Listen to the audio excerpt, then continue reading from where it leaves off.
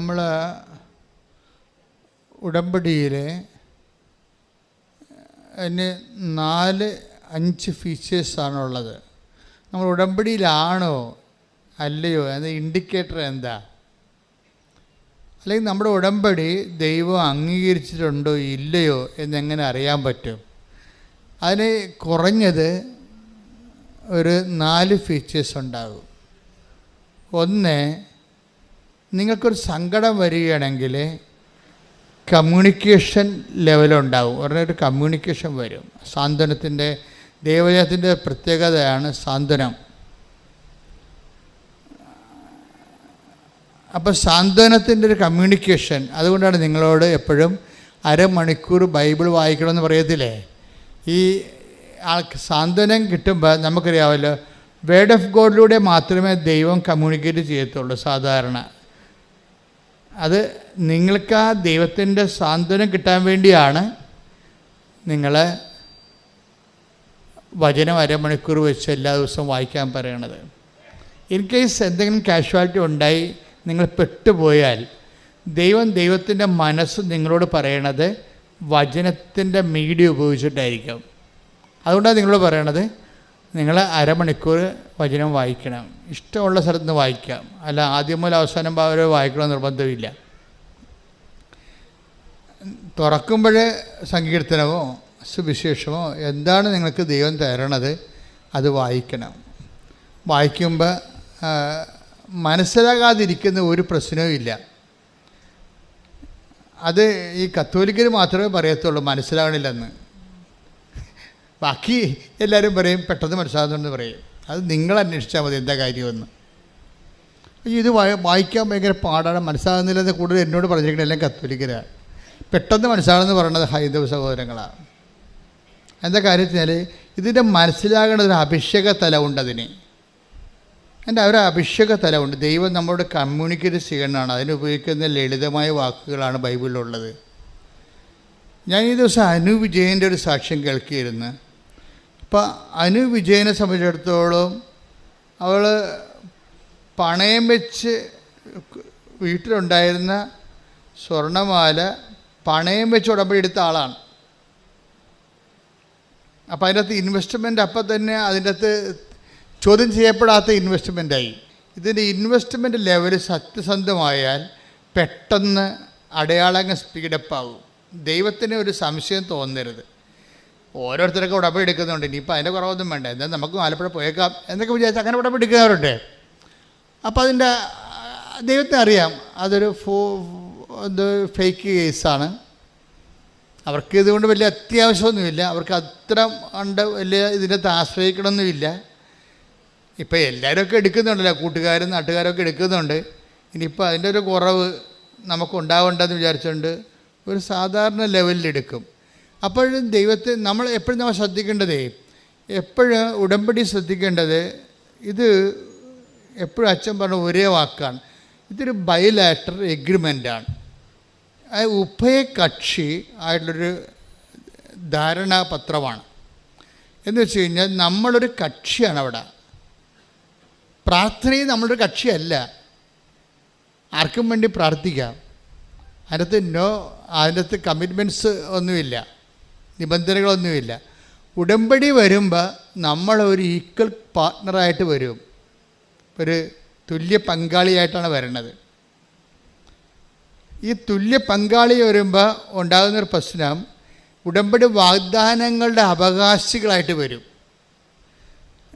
അത് 1-2 വാഗ്ദാനമല്ല, ദൈവം ലോകം സൃഷ്ടിച്ച കാലം മുതൽ മനുഷ്യരാശിയുടെ വ്യത്യസ്തങ്ങളായ കാലാവസ്ഥയ്ക്കുണ്ടായിട്ടുള്ള പ്രതിസന്ധികൾ അതിജീവിക്കുന്നതിന് വേണ്ടി അതാത് കാലത്ത് കൊടുത്തിരിക്കുന്ന അപ്ഡേഷനോട് കൂടിയിട്ടുള്ള വാഗ്ദാനങ്ങൾക്ക് മുഴുവൻ നമ്മൾ അവകാശികളായിട്ട് വരികയാണ്. അപ്പോൾ ഉടമ്പടി എടുക്കുമ്പോൾ നമുക്ക് സാധാരണ പ്രാർത്ഥിക്കുന്ന പോലെ പ്രാർത്ഥിക്കുമ്പോൾ ഇതിനെക്കുറിച്ച് we are not bother about it. അറിയത്തില്ല നമുക്ക് ഇതിൻ്റെ അകത്ത് എന്ത് പ്രാർത്ഥിക്കുമ്പോൾ ഒരു വിഷയം വന്ന് നമ്മൾ പ്രാർത്ഥിച്ചു, അത്രേ ഉള്ളൂ. അത് കിട്ടിയാൽ കിട്ടും, അല്ലെങ്കിൽ പോകാം. പക്ഷേ ഉടമ്പടി അത് പോകത്തില്ല, പോകേണ്ട കാര്യമില്ല. കാര്യം അത് ബൈലാറ്ററൽ എഗ്രിമെൻറ്റാണ്.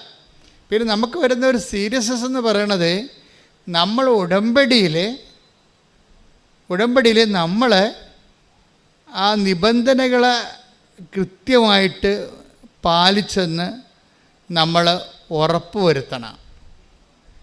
അപ്പോൾ ഉറപ്പ് വരുമ്പോൾ നമ്മുടെ ക്ലെയിം കൂടിക്കൊണ്ടിരിക്കും. അങ്ങനെ ക്ലെയിം. അതുകൊണ്ടാണ് ഞാൻ ഈ അച്ഛൻ പറഞ്ഞത് കണ്ണ് കാണാൻ പാലാത്തവരൊക്കെ ഒന്ന് ഉടമ്പടി എടുക്കണമെന്ന് പറഞ്ഞതിൻ്റെ കാര്യം. അവരാദ്യം കണ്ണ് കാണാൻ വേണ്ടി പ്രാർത്ഥിക്കും. ബൈബിൾ ഇപ്പോൾ എൻ്റെ അടുത്ത് വരും, ബൈബിൾ വായിച്ചാ ഇല്ല കണ്ണ് കാണാൻ പാടില്ല. ഞാൻ പറഞ്ഞ് വീട്ടിലിരിക്കാൻ പറ്റും, വല്ല കാര്യമുണ്ടോ കെട്ടിയെടുത്തിട്ട് വരാൻ? അല്ല, കണ്ണ് കാണാൻ പാടില്ലാത്തവരും ഉടമ്പടി എടുക്കരുത്. എടുക്കുകയാണെങ്കിൽ മര്യാദക്ക് വീട്ടിൽ കണ്ണ് കാണാവുന്ന ആൾക്കാരെ കൊണ്ട് വചനം വായിച്ച് കേൾക്കണം, അല്ലാതെ അഭ്യാസം കാണിക്കരുത്. കണ്ണ് കാണാവുന്ന പേരക്കിടാക്കളില്ലേ, അവരെ കൊണ്ട് ബൈബിൾ വായിച്ച് അരമണിക്കൂർ കേൾക്കാമെങ്കിൽ മാത്രമേ ഈ പരിപാടിക്ക് ഇറങ്ങാവൂ. കാര്യം വെച്ചാൽ ഇതിൻ്റെ കമ്മ്യൂണിക്കേഷൻ ലെവൽ വരുമ്പോൾ ഉടമ്പടി ദൈവം ഏത് സമയത്ത് നമ്മളോട് സംസാരിക്കും. ആ സംസാരിക്കുമ്പോൾ ചിലപ്പോൾ അടയാളങ്ങൾ കാണും, ചിലപ്പോൾ സ്വപ്നങ്ങൾ കാണും. ഇതൊന്നും ഒരു പുത്തരിയല്ല, ഒരു പഞ്ഞമുള്ള കാര്യമല്ല. ഉടമ്പടി കമ്മ്യൂണിക്കേഷൻ്റെ പദ്ധതിയാണ്. ദൈവം എങ്ങനെ കാണിക്കും? ദൈവത്തിൻ്റെ മനസ്സിലിരിപ്പ്, കർത്താവിൻ്റെ മനസ്സിലുള്ള കാര്യങ്ങൾ നമ്മളെ ധരിപ്പിക്കുന്നതിനാണ് ദൈവം സ്വപ്നം ഉപയോഗിക്കും, ദർശനം ഉപയോഗിക്കും, അടയാളം ഉപയോഗിക്കും. പിന്നെ ഞാൻ കൂടെയുണ്ട്, നീ ഇപ്പം സങ്കടമാണെങ്കിലും അത് മാറിക്കൊള്ളും, നീ വെയിറ്റ് ചെയ്യാൻ പറഞ്ഞ സ്വർഗീയ സുഗന്ധമായിട്ട് അനുഭവിക്കാൻ പറ്റും. ഇത് ഒരു ദിവസം ഒരു 5-10 സാക്ഷ്യം എടുത്ത് 5-ൻ്റെത്തും കമ്മ്യൂണിക്കേഷനുണ്ട്. ഇതിനൊന്നും ഒരു സീനിയോറിറ്റി ഒന്നും അല്ല പ്രശ്നം, ഫിഡലിറ്റിയാണ് പ്രശ്നം. ഇപ്പം ഞാൻ 85 കൊല്ലമായി കത്തോലിക്കനാണ്, അല്ലെങ്കിൽ ഞാൻ 65 കൊല്ലമായി കത്തോലിക്കനാണ്, ആ ശുശ്രൂഷയിൽ ചെയ്ത് നിലനിന്ന് പോവുകയാണ്. അതൊന്നും സീനിയോറിറ്റി അല്ല എൻ്റെ വിഷയം. ചിലപ്പോൾ ആദ്യമായിട്ടാണ് നീ ജന്മത്തിൽ ഉടമ്പടി എടുക്കുന്നത്. നീ വിശ്വസ്തതയാണ് പ്രശ്നം, ഫിഡലിറ്റിയാണ് എൻ്റെ പ്രശ്നം. അപ്പോൾ നീ വിശ്വസ്തയാണെങ്കിൽ ഉടമ്പടി ഓട്ടോമാറ്റിക്കായിട്ട് ഫയറാകും. അപ്പോൾ ഒന്ന് പ്രാർത്ഥിച്ചേ, കർത്താവായ ദൈവമേ, അങ്ങയോട് ചെയ്ത ഉടമ്പടിയിലെ വിശ്വസ്തരായിരിക്കാൻ എന്നെ പ്രത്യേകം അഭിഷേകം ചെയ്യണമേ. അവിശ്വസ്തതയുടെ ഒരു ലാഞ്ചന പോലും നമ്മുടെ ഉടമ്പടി ബന്ധത്തിൽ ഉണ്ടാവാതിരിക്കാൻ എന്നെ പ്രത്യേകം സംരക്ഷിക്കണമേ. അങ്ങയുടെ നാമത്തെ ഓർത്ത് സംരക്ഷിക്കണമേ. സ്തുതികടെ ഹല്ലേലൂയ. അപ്പോൾ ഈ അനുവിജയൻ ഈ ടൈം ഷോർട്ടണിങ്ങിൻ്റെ ഒരു നല്ല സാക്ഷ്യമാണ്. ഒരാൾക്കാർക്ക് ഉടമ്പടി എടുക്കുമ്പോൾ അവർ സിൻസിയർ, ഞാൻ നേരത്തെ ആദ്യം പറഞ്ഞത് എന്താണ്? ഫിഡലിറ്റി. പിന്നെ വരുന്നത് സിൻസിയറിറ്റിയാണ്. എന്ന് വെച്ച് കഴിഞ്ഞാൽ ആത്മാർത്ഥതയും വിശ്വസ്തതയുമാണ് ഇത് ഫയറാക്കണത്. അല്ലാതെ നിങ്ങൾ കാർക്കുപോയി നിലവിളിച്ചിട്ട് കാര്യമൊന്നുമില്ല. ഇപ്പോൾ ചില ആൾക്കാർക്ക് വിചാരിക്കും നിലവിളിച്ച് ദൈവത്തെ പേടിപ്പിക്കാവുന്ന ഒരു കണിയും നടക്കത്തില്ല. നിങ്ങളുടെ നിലവിളി കുറേ ദൈവം കണ്ടിട്ടുള്ളതാണ്. കാര്യം കണ്ടു കഴിയുമ്പോൾ നിങ്ങൾ ദിവസം കാണിക്കണം, ദൈവം കണ്ടിട്ടുള്ളതാണ്. അപ്പോൾ ഈ കണ്ണീര് കള്ളക്കണ്ണീരാണെന്നുള്ളത് കാര്യം. ഒരിക്കൽ കണ്ണീരിട്ട് കാര്യം സാധിച്ചതിന് ശേഷം പിന്നീട് നിങ്ങൾ ദൈവത്തിനെതിരെ ജീവിക്കും. പിന്നെ കണ്ണീര് വരുമ്പോൾ ദൈവം പറയും ഇത് കള്ളക്കണ്ണീരാണ്, ഇപ്പോൾ കാര്യം കാണാൻ വേണ്ടിയുള്ള തൽക്കാലത്തേക്കുള്ള അഭ്യാസമാണെന്ന് പറയും. പറഞ്ഞ മനസ്സിലായില്ലേ? എന്നുവെച്ചാൽ ഒരിക്കൽ നിങ്ങൾ കണ്ണീരിട്ട് ദൈവത്തിലേക്കെന്ന് കാര്യം സാധിക്കും. അപ്പോൾ നിങ്ങൾക്ക് വിചാരിക്കും കരഞ്ഞ് പ്രാർത്ഥിക്കുമ്പോൾ ആന കൂനെന്നൊക്കെ പറയും, ബൈബിളൊക്കെ ഉണ്ട് കരഞ്ഞ് പ്രാർത്ഥിക്കണേക്കെ. പക്ഷെ നിങ്ങൾ കരഞ്ഞ് പ്രാർത്ഥിച്ച് ആ കാര്യം കണ്ടതിന് ശേഷം പിന്നെ നിങ്ങൾ ദൈവത്തെ മറക്കും, മറന്ന പോലെ ജീവിക്കും, അല്ലെങ്കിൽ മറന്ന പോലെ പെരുമാറും, മനുഷ്യത്വം പോലും ഇല്ലാത്ത മര്യാദയില്ലാതെ പെരുമാറും, പ്രാർത്ഥന ഇല്ലാതെ ജീവിക്കും. പിന്നെ ഒരു വിഷയം വരുമ്പോൾ നിങ്ങൾ കണ്ണീരിടും. അപ്പോൾ ദൈവം പറയുന്നത് കള്ളക്കണ്ണീരാണെന്ന് പറയും. അത് കള്ളക്കണ്ണീരെന്ന് പറഞ്ഞാൽ അങ്ങനെയാണ്.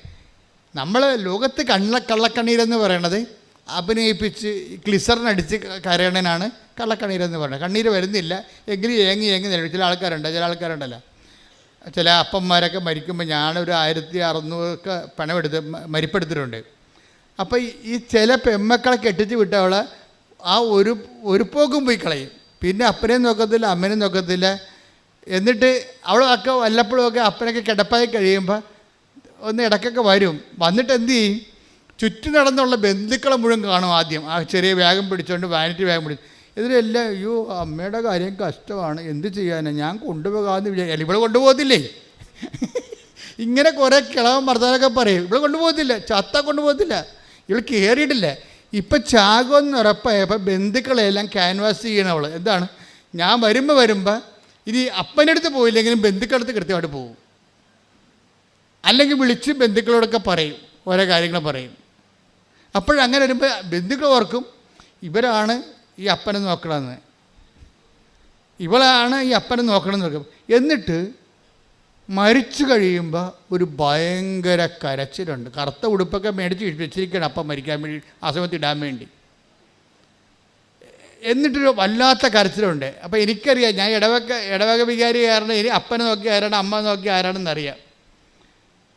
അപ്പോഴേ അവിടുത്തെ ആ മരുമകളായിരിക്കും അപ്പനെ നോക്കിയിരിക്കണം അവസാന കാലങ്ങളിൽ. അവളല്ല ഞാനാണ് നോക്കിയതെന്ന് പിണമെടുക്കാമെന്ന് ആൾക്കാർ ധരിപ്പിക്കാൻ വേണ്ടിയാണ് ഇവൾ കിടന്ന് മോങ്ങണം ഇപ്പോൾ ഈ അഭ്യാസം കാണിക്കണത്.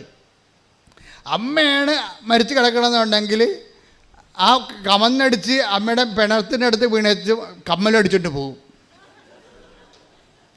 എന്തെല്ലാം അഭ്യാസങ്ങളാണ്! എല്ലാ പെമ്മക്കളും ഇങ്ങനെ പറയുകയല്ല, ഇതിനാണ് കള്ളക്കണ്ണീരെന്ന് പറയണത്. പക്ഷേ ബൈബിളിൽ കള്ളക്കണ്ണീരെന്ന് പറഞ്ഞാൽ അതല്ല. ബൈബിളിൽ കള്ളക്കണ്ണീരെന്ന് പറയണത് എന്താണ്? അതായത് നമ്മളൊരിക്കൽ കരഞ്ഞ് ദൈവത്തിനടുക്കെന്ന് കാല് പിടിച്ച് കാര്യം കണ്ട്, എന്നിട്ട് നമ്മൾ തോന്നിയ മാസം ജീവിച്ച്, ദൈവം ഇല്ലാത്ത പോലെ ജീവിച്ച്, പിന്നെ ഒരു ദിവസം ഒരു വിഷയം വരുമ്പോൾ പിന്നെ നമ്മൾ പഴയ ആ നമ്പർ എടുക്കും. അതിനാണ് കള്ളക്കണ്ണീരെന്ന് പറയുന്നത്. കാര്യം അപ്പോൾ ദൈവം പറയും, ദൈവം എപ്പോഴും ഇവിടെ നിങ്ങളെ എനിക്കറിയാമെന്ന് പറയും.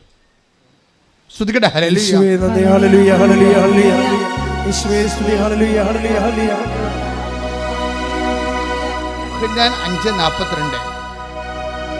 യോഹന്നാൻ 5:42 എനിക്ക് നിങ്ങളെ അറിയാം, നിങ്ങളിൽ ദൈവസ്നേഹമില്ല. എനിക്ക് നിങ്ങളെ അറിയാം, പറഞ്ഞേ. എനിക്ക് നിങ്ങളെ അറിയാം, നിങ്ങൾ ദൈവസ്നേഹമില്ല, നിങ്ങളിൽ ദൈവസ്നേഹമില്ല. ഇത് ഭയങ്കര ക്യാപിറ്റൽ വേർഡാണ്. വളരെ ശ്രദ്ധിച്ച് കൈകാര്യം ചെയ്യുക. ഉടമ്പടിക്കാർ വളരെ ശ്രദ്ധിക്കേണ്ട വചനമാണിത്. എന്താണ്? യോഹന്നാൻ 5:42. എന്താണ്? എനിക്ക് നിങ്ങളെ അറിയാം. അത് തന്നെ, ഓർഡർ തമ്മവ ആളറിയാം. അത്ര, എനിക്ക് നിങ്ങളെ അറിയാം എന്ന് വെച്ചാൽ നിങ്ങളെ പഴയ ചരിത്രം അറിയാമെന്ന് പറയണം. ഒന്നും മറക്കത്തില്ല, അല്ലേ? കുഴപ്പം. ദൈവത്തിൻ്റെ ഏറ്റവും വലിയ കുഴപ്പം എന്താണെന്ന് വെച്ച് കഴിഞ്ഞാൽ ഒന്നും മറക്കത്തില്ല. നിങ്ങൾ മറന്നു പോകും. പക്ഷെ മറ്റത് അവിടെ ക്ലിയർ റെക്കോർഡ് ചെയ്ത് വെച്ചിരിക്കുക, രജിസ്റ്റേർഡാണ് സംഭവം.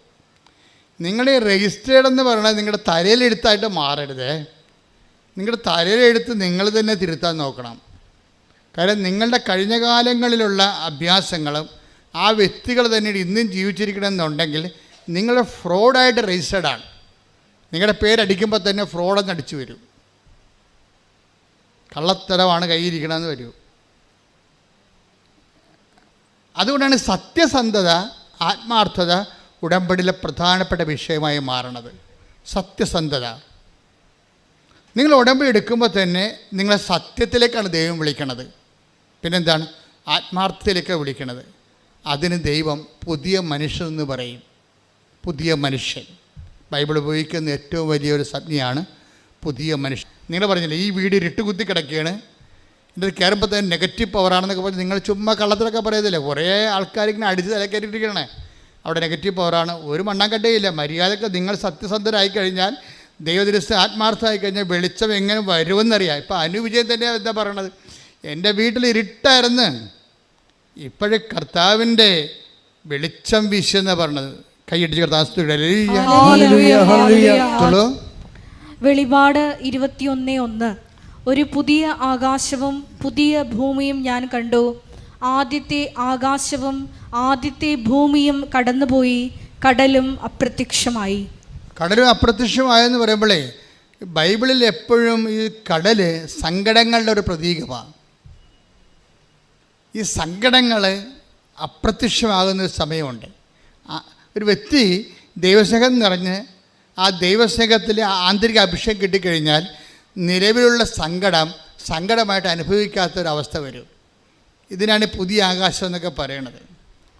നമ്മുടെ മുമ്പിലുള്ള അപ്പൻ രോഗിയായിട്ടായിരിക്കാം, ചിലപ്പോൾ രോഗം മാറി കാണത്തിലിരിക്കും, പക്ഷെ നമ്മൾ മാറി. ആ രോഗത്തെ കാണാനുള്ള നിരാശ, സങ്കടം, അതുപോലെ തന്നെ ഡിപ്രഷൻ, ഇങ്ങനെ കുറേ സാധനങ്ങൾ മാറി പുതിയ ആകാശത്തിലേക്ക് വരികയാണ്. നമ്മൾ പ്രാർത്ഥിക്കുക, കർത്താവായ ദൈവമേ, കർത്താവായ ദൈവമേ, അങ്ങയോടുള്ള സ്നേഹത്താൽ അങ്ങയുടെ വചനം സത്യസന്ധമായി ആത്മാർത്ഥമായി പാലിക്കുന്നതിലൂടെ അങ്ങയോട് ചെയ്ത ഉടമ്പടിയിൽ വിശ്വസ്തരായി ജീവിക്കുന്നതിലൂടെ എനിക്ക് ദൈവസ്നേഹത്തിന്റെ ആന്തരിക അഭിഷേകം നൽകണമേ. ശ്രുതികട ഹല്ലേലൂയ,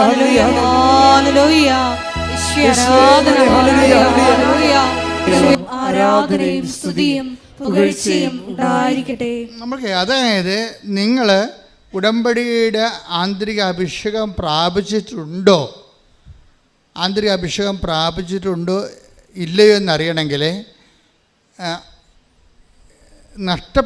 നഷ്ടപ്പെടുമ്പോൾ ഒരു പത്രം നിങ്ങൾ കൊടുക്കുകയാണ്.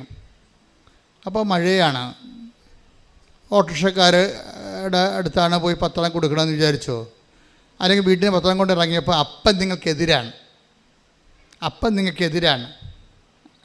അപ്പൻ എവിടെയെങ്കിലും പോട്ടെ, എന്നിട്ട് ഞാൻ പത്രം കൊണ്ട് ഇറങ്ങാം. അല്ലെങ്കിൽ അപ്പൻ ചുമ്മാ വേണമെങ്കിൽ എൻ്റെ തന്തയ്ക്ക് വിളിക്കും, പുള്ളിയെ തന്നെയാണ് വിളിക്കണമെങ്കിലും വെറുതെ എന്തിനാണ് തന്തയ്ക്ക് വിളിയാക്കണം?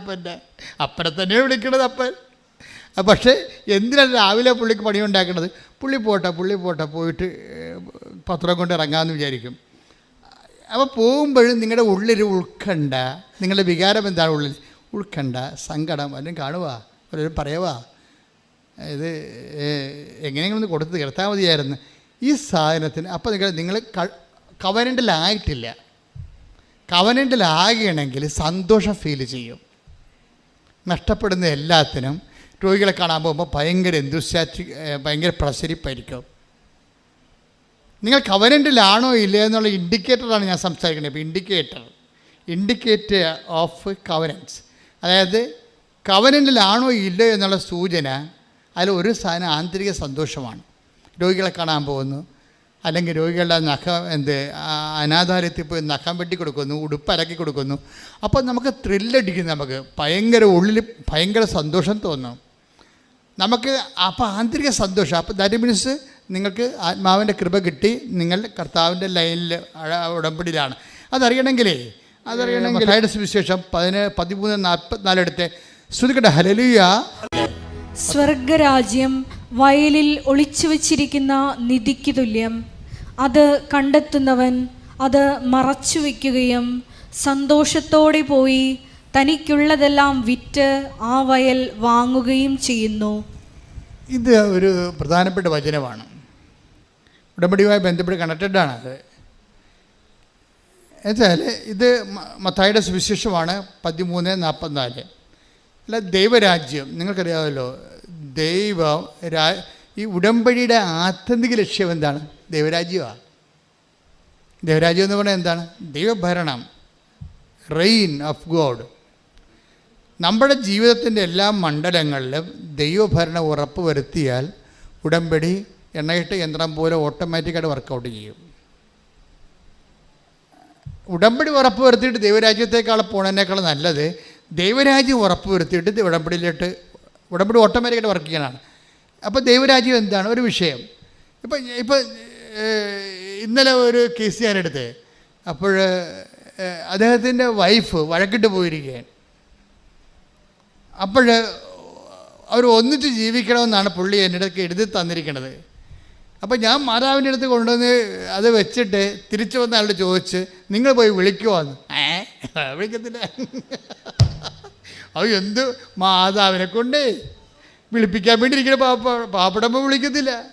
പുള്ളിക്കാർ ഈക്കുണ്ട്. അത് ലോകരാജ്യം എന്ന് പറയും.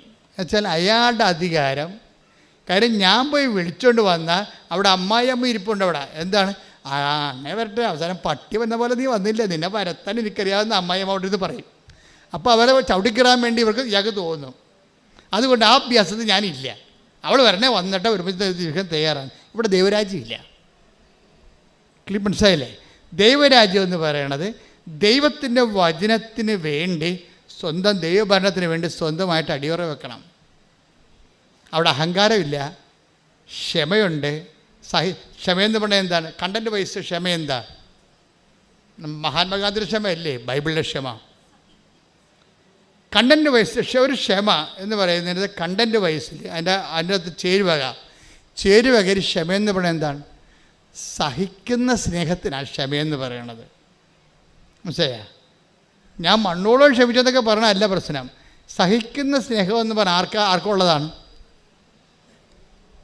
കുരിശിലെ കർത്താവിനുള്ളതാണ് സഹിക്കുന്ന സ്നേഹം. ഈ സഹനം മുഴുവനും എന്തിനു വേണ്ടിയാണ്? നമ്മളുള്ള സ്നേഹത്തെ പ്രതിയാണ്. അപ്പോൾ സഹനം ഫീൽ ചെയ്യുന്നില്ല.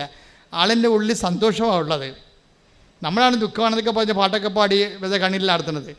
ആളുടെ ഉള്ളിൽ ആ സമയത്ത് ഐസയ്യാ 53:10 അവിടുന്നാണ് അവനെ ക്ലേശങ്ങൾക്ക് വിട്ടുകൊടുത്തത്. ആരാണ്? പിതാവായ ദൈവം പറഞ്ഞ് അവിടുന്നാണ് അവനെ ക്ലേശങ്ങൾക്ക് വിട്ടുകൊടുത്തത്.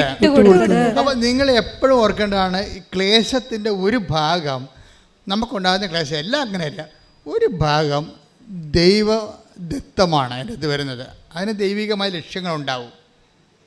നമ്മളൊന്ന് മാറ്റി മറിച്ച് ദൈവ പൈതലായി എടുക്കാൻ വേണ്ടിയുള്ള ഒരു മോൾഡിങ്ങിൻ്റെ ഭാഗമായിട്ട് ചില സമയത്ത് ചില ഗിവൺ ആയിട്ടുള്ള ചില നമുക്ക് നൽകിയിട്ടുള്ള ചില തനത് ക്ലേശങ്ങളുണ്ടാകും. പറഞ്ഞോളൂ. പാപപരിഹാര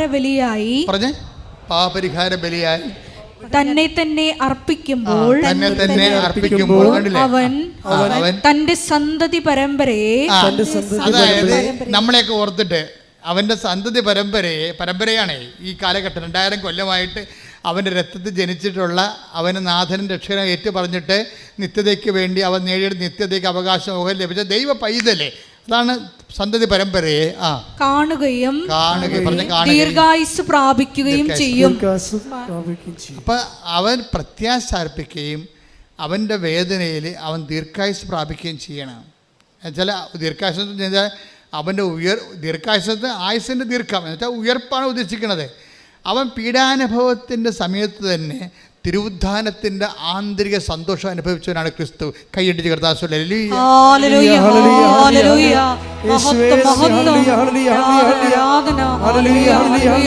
നമ്മുടെ ജീവിതത്തിലെ ക്ലേശ കാലഘട്ടങ്ങളിൽ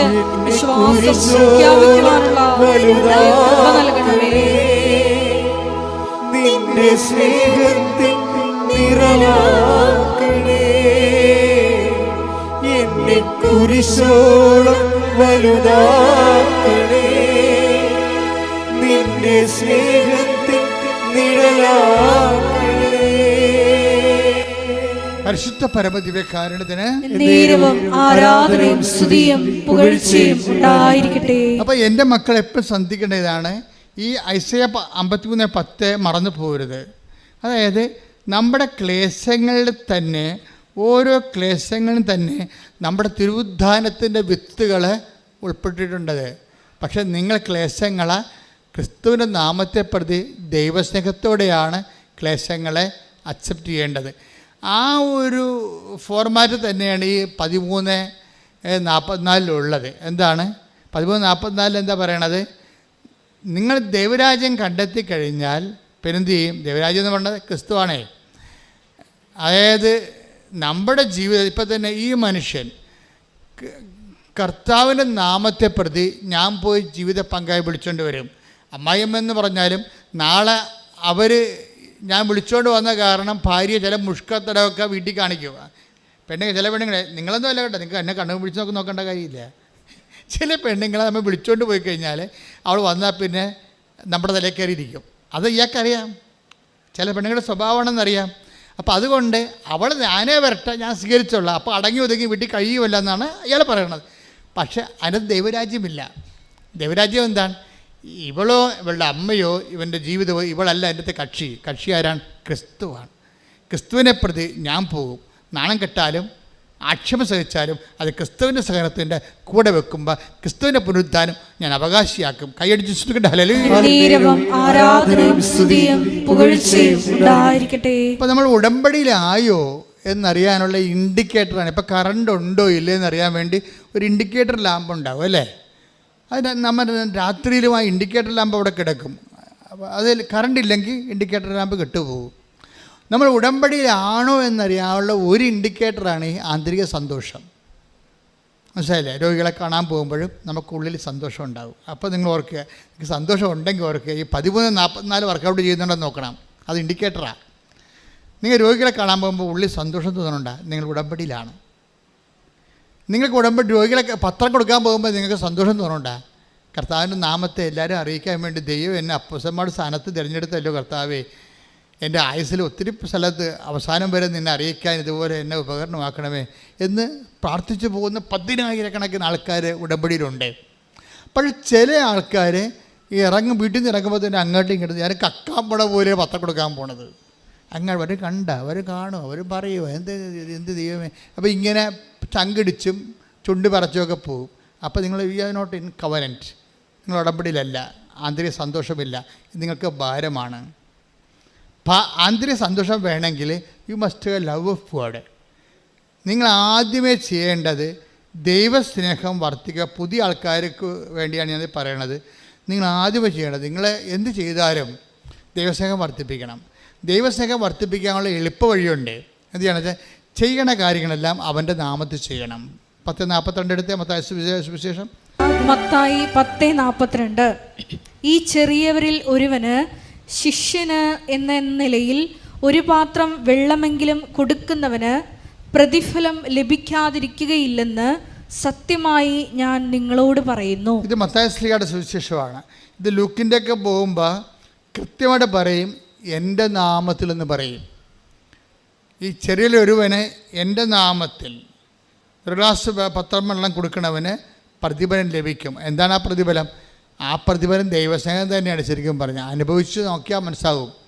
നമ്മൾ ചെയ്യുന്ന കാര്യങ്ങൾ ക്രിസ്തുവിൻ്റെ നാമത്തിലേക്ക് ആ നാമത്തിൽ ആണ് ചെയ്യണതെങ്കിൽ എന്നിട്ട് ദൈവസ്നേഹം വർദ്ധിപ്പിക്കാൻ വേണ്ടി നിങ്ങൾ കാഴ്ചവെക്കണം. നിങ്ങൾ ചെയ്യണ എന്താ സംഭവിച്ചു കഴിഞ്ഞാൽ നിങ്ങൾ ചെയ്യും. നിങ്ങൾ ചെയ്യണ കാര്യങ്ങൾ നിങ്ങൾ ചെയ്യണ, ഇപ്പം നിങ്ങൾ ആശുപത്രിയിൽ പോണവരുണ്ട്.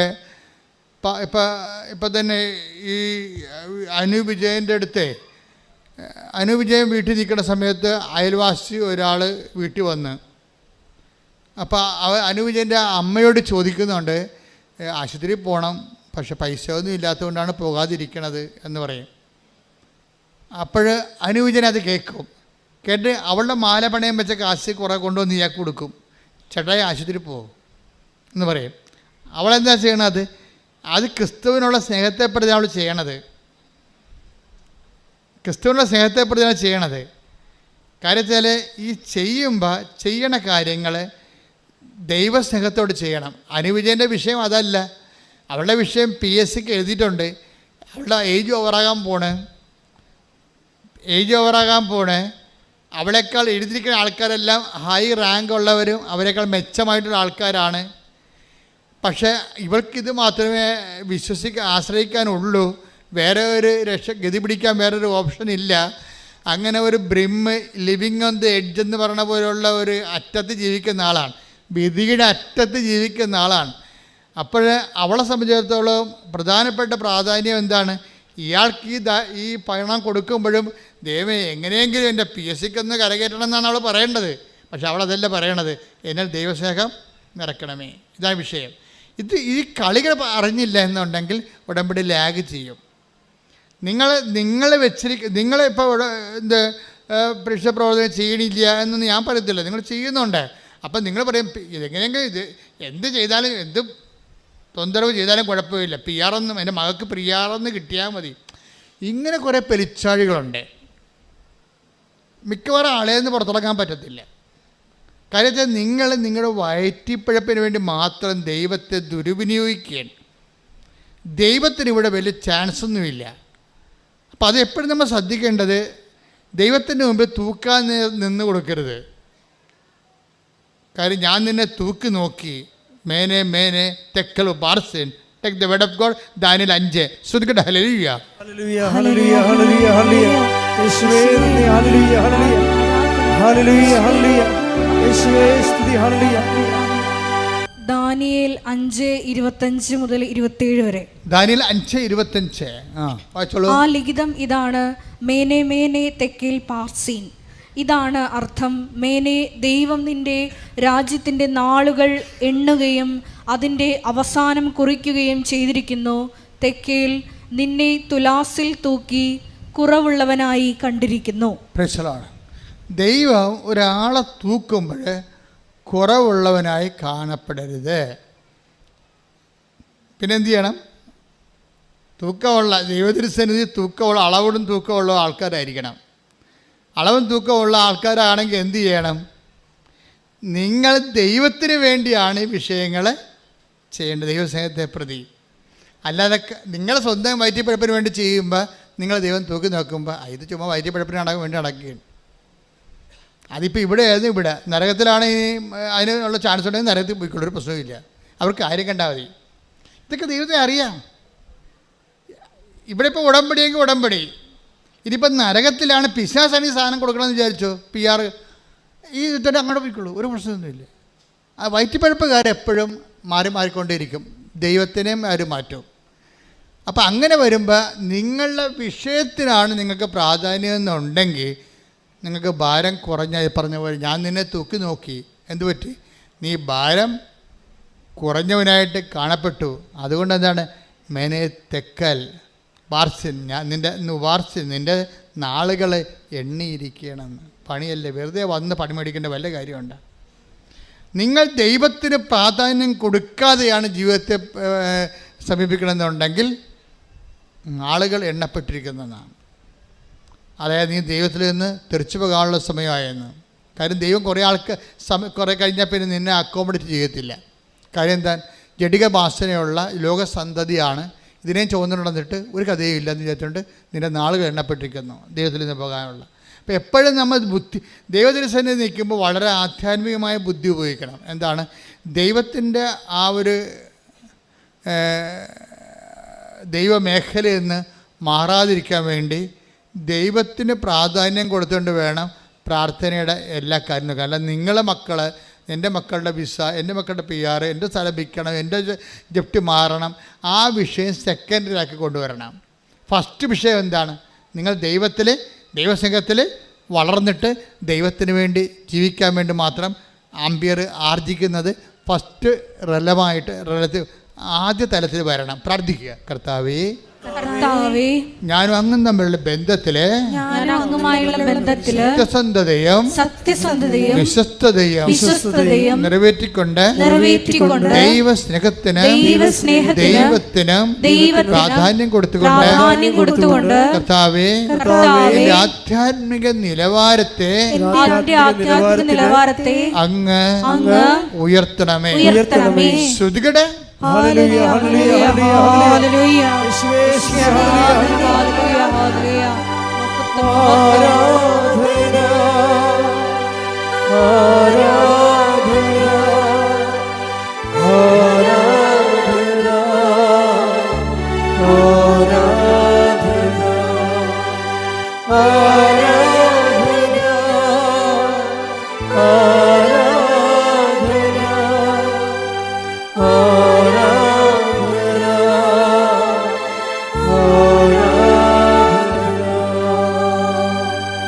ബൈബിൾ വളരെ ശ്രദ്ധയോടെ പറയുന്ന വിഷയമാണ് യോഗ്യത, അർഹത. അതുപോലെ തന്നെ നമ്മളെപ്പോഴും ഇതിൻ്റെ അർഹതയും യോഗ്യതയും ഉടമ്പടിയിൽ ഒത്തിരിയേറെ ഉപവിപ്രവർത്തനങ്ങളുണ്ട്, ഒത്തിരിയേറെ പ്രേക്ഷിത പ്രവർത്തനങ്ങളുണ്ട്. എന്തിനാ കാര്യം? അതിൻ്റെ ഉദ്ദേശം എന്താ? നിങ്ങൾ ചില ആൾക്കാർ ഈ പ്രത്യേകിച്ച് 50 വയസ്സിന് മുകളിലുള്ള ആൾക്കാർ ഇതിപ്പോൾ അവരുടെ ഒന്നും ചെയ്യത്തില്ല. അവരെന്ത് ചെയ്യും? പ്രത്യക്ഷിക പ്രാർത്ഥന 53 പ്രാവശ്യം ചെല്ലും. ഒരു പണിയും നടക്കത്തില്ല. അഭ്യാസമൊന്നും കാണിക്കരുത്. കാലപ്പടി നിലത്തിലടിക്കുന്ന അഭിപ്രായം. കാര്യം അങ്ങനെയുള്ള ഇത് അവൻ പറയണ പോലെ ചെല്ലുകയല്ല, ചെയ്യണ പ്രാർത്ഥനയാണ്. ചെയ്യണ പദ്ധതിയാണ്. ഇതിൻ്റെ അകത്തെന്ന് പറയണത് നമ്മൾക്ക് ദൈവത്തിൻ്റെ കണ്ണിൽ പൊടിയിടാനൊന്നും പറ്റത്തില്ല. നിങ്ങൾക്ക് 53 പ്രാവശ്യം പ്രത്യക്ഷ പ്രാർത്ഥനയില്ലെങ്കിൽ ഏതായാലും മൂലക്കുത്തി ഇരുന്നാൽ പോരെ, ചുമ്മാ ചെല്ലി കൂട്ടാതെ പണി കൊണ്ടാ. വീട്ടിലെ പണി പോലും ചെയ്യേണ്ട ആവശ്യമില്ല. വീട്ടിലെ പണി പോലും ഞാൻ ഇവിടെ പ്രാർത്ഥിക്കണമെന്ന് പറയും, അത്രേ ഉള്ളൂ. അപ്പോൾ ജീവിതത്തിൽ നിന്നും വീട്ടിൽ നിന്നും ഉത്തരവാദിത്തത്തിൽ നിന്ന് ഒളിച്ചോടാൻ വേണ്ടി ചില ആൾക്കാർ പ്രാർത്ഥനയുടെ പുതപ്പിനകത്ത് കയറിയിരിക്കും. ഈ അഭ്യാസമൊന്നും ദൈവത്തിൻ്റെ അടുത്ത് ഈ ഉടമ്പടി നടക്കത്തില്ല. നിങ്ങൾ പ്രാർത്ഥനയുടെ എണ്ണം കൊണ്ട് കാര്യമൊന്നുമില്ല. മര്യാദയ്ക്ക് അവിടെ എന്താ പറഞ്ഞിരിക്കണം നോക്കണം, അവൻ പറയണ പോലെ ചെയ്യുക. അത് ദൈവസ്നേഹത്തോടെ ചെയ്യണം, അല്ല ആക്കാനും വേണ്ടി ഒക്കെ അയക്കണ പോലെ ഒപ്പിക്കരുത്. ദൈവസ്നേഹത്തോടെ അവൻ പറയണ പോലെ ചെയ്യണം. ഇങ്ങനെ ചെയ്തു വരുമ്പോൾ എന്താ സംഭവം, എന്തിനാണ് ഇതൊക്കെ വെച്ചിരിക്കണമെന്ന് ചോദിച്ചു കഴിഞ്ഞാൽ, ദൈവത്തിൻ്റെ തിരുസന്നിധിയിൽ ഇപ്പോൾ ഉടമ്പടിയിലാണോ നിങ്ങൾ, അതിന് ഇൻഡിക്കേറ്ററുണ്ട്. അത് ഒരു ഇൻഡിക്കേറ്റർ ആന്തരിക സന്തോഷമാണ്. എല്ലാം ചെയ്യുമ്പോൾ ഒരു സന്തോഷം ഉള്ളിലുണ്ടെങ്കിൽ നിങ്ങൾ ഉടമ്പടിയിലാണ്. അതുപോലെ തന്നെ ഈ വിഷയങ്ങളൊക്കെ ഉടമ്പടിയുടെ എപ്പോഴും നിങ്ങളുടേതായിട്ടുള്ള സ്വതസിദ്ധമായ മെറിറ്റ് കീപ്പ് ചെയ്യണം. കാര്യം നിങ്ങൾ കോമ്പറ്റൻ്റ് അതോറിറ്റി ആണോ ദൈവമായിട്ട്? നിങ്ങൾ ആരുമായിട്ടാണ് ഉടമ്പടി ചെയ്തിരിക്കണത്? നിങ്ങൾ പഞ്ചായത്ത് പ്രസിഡൻറ്റുമായിട്ടൊന്നും അല്ല ഉടമ്പടി ചെയ്തിരിക്കണത്. ആരുമായിട്ടാണ്? നിങ്ങൾ ആ ഇക്വാലൻ്റ് പാർട്ട്ണർ അല്ല. ബേസിക്കായിട്ട് നിങ്ങളും ദൈവവും തമ്മിൽ ഉടമ്പടി ചെയ്യാൻ ഇക്വാലൻ്റ് പാർട്ട്ണർ, ഒരു തുല്യ പങ്കാളിയല്ല. ആണോ? ദൈവം നമുക്ക് ഉടമ്പടി ചെയ്യാൻ തുല്യ പങ്കാളിയല്ല. പിന്നെ തുല്യ പങ്കാളി അല്ലാത്ത ഒരാളുമായിട്ട് ഗതികെട്ടൊരു മനുഷ്യൻ ഉടമ്പടി ചെയ്യുമ്പോൾ നമ്മളെന്താ ചെയ്യേണ്ടത്? നമ്മൾ ദൈവത്തിൻ്റെ തുല്യ പങ്കാളിയാകാൻ വേണ്ടിയുള്ള പ്രൊവിഷൻസ് ഉണ്ട് ബൈബിളിൽ, അത് നമ്മൾ ഉപയോഗിക്കണം. അതിനാണ് ഞങ്ങൾ പ്രേക്ഷിത പ്രവർത്തനം തന്നിരിക്കണം നിങ്ങൾക്ക്. ബൈബിൾ അംഗീകരിച്ചിട്ടുള്ളതല്ലേ ചെയ്യാൻ പറ്റത്തുള്ളൂ, അല്ല അച്ഛൻ്റെ തലക്കാരുടെ സാധനം ചെയ്യാൻ പറ്റത്തില്ല. ബൈബിൾ ഒരു ഉടമ്പടിയുടെ തുല്യ പങ്കാളിയാകാൻ ബൈബിൾ നിശ്ചയിച്ചിട്ടുള്ള അർഹതാ പ്രവർത്തനങ്ങളുണ്ട്. ആ അർഹതാ പ്രവർത്തനങ്ങളിൽ ഒന്നെന്താണ്? പ്രേക്ഷിത പ്രവർത്തനമാണ്. കർത്താവിനെ അറിയാത്തവരെ അറിയിക്കുക. അതെങ്ങനെ അറിയിച്ചാൽ പോരാ, സന്തോഷത്തോടെ അറിയിക്കണം. രണ്ടാമത്തത് എന്താണ്? ക്രിസ്തുവിൽ സഹിക്കുന്ന ആൾക്കാരിൽ ക്രിസ്തുവിനെ കണ്ടുകൊണ്ട് അവരെ ക്രിസ്തുവിൻ്റെ നാമത്തെ പരിചരിക്കണം. ഉപവിപ്രവർത്തനം വേണ്ടത് അങ്ങനെയാണ്. ഈ രണ്ട് സംഭവങ്ങളാണ് രണ്ട് ചിറകായിട്ട് വരണത്. ഇതിൻ്റെ ചിറകാണ് ടൈം ഷോട്ട് ചെയ്യണത്. അപ്പോൾ എപ്പോഴും നമ്മൾ ചെയ്യണത് ഇത് പദ്ധതി പ്രാർത്ഥനയാണ്. അപ്പോൾ പദ്ധതി പ്രാർത്ഥനയാകുമ്പോൾ അതിൻ്റെ മിനിമം ഇതാണ് ഇതിൻ്റെ അർഹത എന്ന് പറയുന്നത്. അർഹത യോഗ്യത എന്നൊക്കെ പറയും. ഇപ്പം നോട്ട് ബൈ മെറിറ്റിൽ ഉടമ്പടി വർക്ക് ചെയ്യും, പക്ഷേ ഉടമ്പടി എടുക്കാൻ നിങ്ങൾക്കത് യോഗ്യത വേണം. കാര്യം നോട്ട് ബൈ മെറിറ്റിൽ ഉടമ്പടി വർക്ക് ചെയ്യണമെന്ന് പറഞ്ഞാൽ എന്താണെന്ന് അറിയാവോ? ഇപ്പം നോട്ട് ബൈ മെറിറ്റ്, നിങ്ങളുടെ മെറിറ്റ് അല്ലാതെ ഉടമ്പടി വർക്ക് ചെയ്യും. ഇപ്പോൾ ക്യാൻസർ 4th സ്റ്റേജ് എന്ന് പറയും. അപ്പോൾ ഇന്നലെ ഒരു സാക്ഷ്യം വായിച്ചു. അതെന്ന് വെച്ചാൽ അവർ ഡോക്ടറുടെ അടുത്ത് ചെല്ലുമ്പോൾ അവർ പ്രഗ്നൻ്റ് അല്ല, 9 കൊല്ലമായിട്ട് മക്കളില്ല. ഡോക്ടറുടെ അടുത്ത് ചെന്ന് ടെസ്റ്റ് ചെയ്യുമ്പോൾ പ്രഗ്നൻ്റ് അല്ല. അവർ പുറത്തിറങ്ങി മടുത്തു. ഇനി ഒരു ഡോക്ടർമാരടുത്തും പോണില്ല, ഒരു ആശുപത്രിയിലും പോണില്ല, ഞങ്ങൾ നിർത്തി എന്ന് പറഞ്ഞിട്ട് അവർ തീരുമാനം എടുക്കും. മാതാവിൻ്റെ അടുത്ത് ചെന്ന് അമ്മ കുഞ്ഞിനെ തരുമെങ്കിൽ മേടിക്കും, അല്ലെങ്കിൽ ദൈവത്തിൻ്റെ ഇഷ്ടം പോലെ എന്ന് പറഞ്ഞിട്ട് ഉടമ്പടി എടുക്കാൻ തീരുമാനിച്ചു. ഉടമ്പടി എടുക്കാൻ തീരുമാനിച്ചു കഴിഞ്ഞിട്ട് പിന്നെ അവർ കൃപാസനത്തിൽ വന്നിട്ടില്ല, എടുക്കാൻ തീരുമാനിച്ചതേ ഉള്ളൂ. അതുക്കുമ്പോൾ ടെസ്റ്റ് ചെയ്തപ്പോൾ കുഞ്ഞുങ്ങളില്ല. അച്ഛൻ ഇന്ന് ഞായറാഴ്ച കുർബാനക്കത് പറഞ്ഞായിരുന്നു. എന്താ സംഭവിച്ചിരിക്കേണ്ടത്? ടെസ്റ്റ് ചെയ്തപ്പോൾ അവർ പ്രഗ്നൻ്റാണ്. ഈ ദൈവ പദ്ധതിയുടെ രീതി അതാണ്. അതായത് നേരത്തെ സയൻറ്റിഫിക്കായി ടെസ്റ്റ് ചെയ്താണ് അവർ പ്രഗ്നൻ്റ് അല്ല. പക്ഷേ പിന്നെ സംഭവിച്ച കാര്യം എന്താണ്? അവർ ഉടമ്പടി എടുക്കാൻ തീരുമാനിച്ചു എന്നേ ഉള്ളൂ.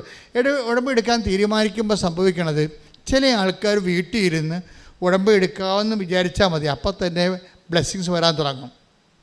അതിൻ്റെ കാരണം വെച്ച് കഴിഞ്ഞാൽ നിങ്ങൾ സത്യസന്ധരാണെന്നും ഉടമ്പടി വൃത്തിമേനായിട്ട് ചെയ്യുമെന്നും നിങ്ങൾ ദൈവതിരുസന്നിധിയിൽ ആത്മാർത്ഥതയോടെ ഇത് നിറവേറ്റുമെന്നും നിങ്ങൾ എടുക്കാൻ തീരുമാനിക്കുമ്പോൾ തന്നെ ദൈവത്തിന് അറിയാൻ പറ്റും. അതുകൊണ്ട് അപ്പം തന്നെ അനുഗ്രഹം വരാൻ തുടങ്ങും. ചില ആൾക്കാർ ഉടമ്പടി എടുത്ത് 4 ഒന്ന് പുതുക്കിയാൽ പോലും ദൈവം തിരിഞ്ഞു നോക്കത്തില്ല. എന്താ കാര്യം? അവരെ ഉടമ്പടി എടുത്ത കാലത്ത് എന്ത് സ്വഭാവമായിരുന്നു അത് തന്നെയാണ് ഇപ്പോഴും. എന്ത് സ്വഭാവമായിരുന്നു ഉടമ്പടി എടുക്കുന്ന കാലത്ത് അവർക്ക് ഒരു മാറ്റം അവർക്കില്ല. പിന്നെ ചെയ്തില്ല, പത്രം കൊടുത്ത് രോഗികളെ പോയി കൊണ്ട് ഇങ്ങനെ എല്ലാത്തിനും ഇങ്ങനെ പെട്ടെന്ന് ഉത്തരം പറയാം. പക്ഷേ എന്ത് അരൂപിയിലാണിത് ചെയ്തിരിക്കണത്? നിങ്ങൾ എന്ത് ചെയ്താലും ഈശോ ചോദിക്കും, എന്ത് ചെയ്തു എന്നുള്ളതല്ല, എന്ത് അരൂപി ചെയ്തെന്നാണ് ചോദിക്കണേ. അതാണ് എൻ്റെ അത് പണി എല്ലാവരും മേടിക്കണേ ഇവിടെ വെച്ചാണ്. എന്ത് ചെയ്യുക എന്ന് നമുക്ക് എന്തും ചെയ്യാം, പക്ഷെ എന്ത് അരൂപി ചെയ്ത്? ദൈവത്തിന് വേണ്ടിയാണോ ചെയ്തത് അതോ മനുഷ്യൻ്റെ പ്രീതിക്ക് വേണ്ടിയാണോ ചെയ്തത്? അതാണ് ചോദിക്കണത്. പല കാര്യങ്ങളും ചെയ്യണത്, ലോകത്തിലുള്ള ആൾക്കാർ ചെയ്യണത് മനുഷ്യൻ്റെ പ്രീതിക്ക് വേണ്ടി ചെയ്യും. ചിലപ്പോൾ ഇലക്ഷനിൽ വോട്ടിന് ലക്ഷ്യമാക്കി ചെയ്യും. അങ്ങനെ ഓരോ വിഷയം ഉദ്ദേശിച്ച് ചെയ്യും. പക്ഷേ അരൂപി നമ്മൾ ദൈവത്തിന് വേണ്ടിയാണ് ചെയ്യണമെന്നുണ്ടെങ്കിൽ ഭൗതിക ലാഭനഷ്ടങ്ങൾ അവിടെ റെഫറൻസ് വരുന്നില്ല. ഭൗതിക ലാഭനഷ്ടങ്ങൾ നമുക്ക് ചിലപ്പോൾ നഷ്ടം തന്നെയായിരിക്കും ഉണ്ടാകണത്. പക്ഷെ നമ്മൾ ചെയ്തിരിക്കുന്ന ദൈവ മഹത്വത്തിനും ദൈവത്തിൻ്റെ വചനം ഉള്ളത് കൊണ്ടും വചനം അനുസരിക്കുന്നത് കൊണ്ടും അതുകൊണ്ട് ദൈവത്തെ മഹത്വപ്പെടുത്താൻ വേണ്ടിയാണെങ്കിൽ ഉടമ്പടിയിൽ എപ്പോഴും നമ്മൾ ചെയ്യുമ്പോൾ ആ ഫോർമാറ്റാണ് ഉപയോഗിക്കണം. എന്താണ്? നമ്മൾക്കല്ല കർത്താവേ അങ്ങയുടെ തിരുനാമത്തിന് ടേക്ക് ദ ബെഡ് ഓഫ് സങ്കീർത്തനം. ഞങ്ങൾക്കല്ല കർത്താവേ അങ്ങയുടെ തിരുനാമത്തിന് ടേക്ക് ദ ബെഡ് ഓഫ് ശ്രുതികട. ഹല്ലേലൂയ ഹല്ലേലൂയ ഹല്ലേലൂയ ഹല്ലേലൂയ യേശുവേ നന്ദി. ഹല്ലേലൂയ ഹല്ലേലൂയ ഹല്ലേലൂയ ഹല്ലേലൂയ ഹല്ലേലൂയ ഹല്ലേലൂയ യേശുവേ സ്തുതി. Hallelujah hallelujah. 115 സങ്കീർത്തനം 1 തിരുവചനം. സങ്കീർത്തനം 115:1. ഞങ്ങൾക്കല്ല കർത്താവേ ഞങ്ങൾക്കല്ല. ഏറ്റു പറഞ്ഞ് ഞങ്ങൾക്കല്ല കർത്താവേ ഞങ്ങൾക്കല്ല അങ്ങയുടെ കാരുണ്യത്തെയും വിശ്വസ്തതയെയും പ്രതി അങ്ങയുടെ നാമത്തിനാണ് മഹത്വം നൽകപ്പെടേണ്ടത്. മഹത്വം നമുക്ക് കിട്ടാതെ ദൈവനാമത്തിന് കൊടുക്കുന്ന പ്രവൃത്തികളാണ് ദൈവാത്മാവിനാണ് നയിക്കപ്പെടുന്നത്. മനസ്സിലായില്ലേ? നമ്മൾക്കാണ് അതിൻ്റെ മഹത്വം കിട്ടണമെന്നുണ്ടെങ്കിൽ നമ്മൾ മനുഷ്യാത്മാവിനാണ് നയിക്കപ്പെടുന്നത്. അപ്പം നമ്മൾ മനുഷ്യൻ്റെ മക്കളും സ്റ്റാറ്റസ് കോ ഇപ്പോഴുള്ള നിലവാരം നിൽക്കുകയുള്ളൂ. നമ്മുടെ നിലവാരം ഉയർത്തണമെന്നുണ്ടെങ്കിൽ നമ്മൾ ദൈവത്തിൻ്റെ മക്കളാകണം. ദൈവത്തിൻ്റെ മക്കളാണെന്നുണ്ടെങ്കിൽ ദൈവാത്മാവിനാൽ നയിക്കപ്പെടണം. റോമ 8:14. ദൈവാത്മാവിനാൽ നയിക്കപ്പെടുന്നവരെല്ലാം പറഞ്ഞ് ദൈവാത്മാവിനാൽ നയിക്കപ്പെടുന്നവരെല്ലാം ദൈവത്തിന്റെ പുത്രന്മാരാണ്. ദൈവത്തിൻ്റെ അരൂപിയാണ് നമ്മളെ നയിക്കേണ്ടത്. ദൈവത്തിൻ്റെ അരൂപി എന്താണ്? സങ്കീർത്തനം 115:1. ഞങ്ങൾക്കല്ല കർത്താവേ ഞങ്ങൾക്കല്ല. പിന്നെ എന്താണ്? അങ്ങയുടെ തിരുനാമത്തിന് മഹത്വം ഉണ്ടാകട്ടെ. അപ്പോൾ എല്ലാ പ്രവർത്തനങ്ങളുടെയും ഉദ്ദേശം ദൈവത്തിൻ്റെ നാമത്തെ മഹത്വമാണെങ്കിൽ we are leading by the Holy Spirit. ദൈവത്തിൻ്റെ ആത്മാവിനെ നയിക്കപ്പെടുക. അപ്പോൾ എന്താ സംഭവിക്കുന്നത്? We will become the children of God. നമ്മൾ ദൈവത്തിൻ്റെ മക്കളായി മാറും. ഉടമ്പടിയുടെ നിലവാരപ്പെടുത്തലിൻ്റെ ഇങ്ങനെയാണ് വരണത്. അപ്പം നിങ്ങൾ എന്ത് ചെയ്താലും ദൈവാത്മാവിനാൽ ദൈവത്തിൻ്റെ മഹത്വത്തിന് വേണ്ടി ചെയ്യണം. ദൈവത്തിൻ്റെ മഹത്വത്തിന് വേണ്ടി ചെയ്യുന്നവർ ദൈവാത്മാവ് നയിക്കപ്പെടുന്നവരാണ്. ദൈവാത്മാവ് നയിക്കപ്പെടുന്നവർ റോമ 8:14 അനുസരിച്ചുകൊണ്ട് ദൈവത്തിൻ്റെ മക്കളാണ്. കൈയടിച്ച് ശ്രദ്ധിക്കട്ടെ. ഹല്ലേലൂയ.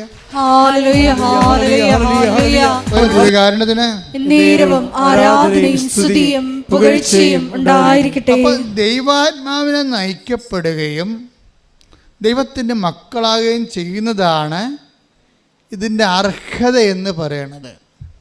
ബൈബിൾ എപ്പോഴും നമ്മുടെ അർഹതയെക്കുറിച്ച് പറയും. ഇപ്പോൾ മത്തായിയുടെ സുവിശേഷം 10:13. ആ ഭവനം അർഹതയുള്ളതാണെങ്കിൽ, അതാണ് സംഭവം, ആ ഭവനം അർഹതയുള്ളതാണെങ്കിൽ നിങ്ങളുടെ സമാധാനം അതിൽ വസിക്കട്ടെ. ഈ ഉടമ്പടി ഭരിക്കണമെങ്കിൽ എന്ത് വേണം? ഒരു ബേസിക് അർഹത വേണം. മനസ്സിലായില്ലേ? ബേസിക് അർഹത വേണം ഉടമ്പടി ഭരിക്കണമെങ്കിൽ.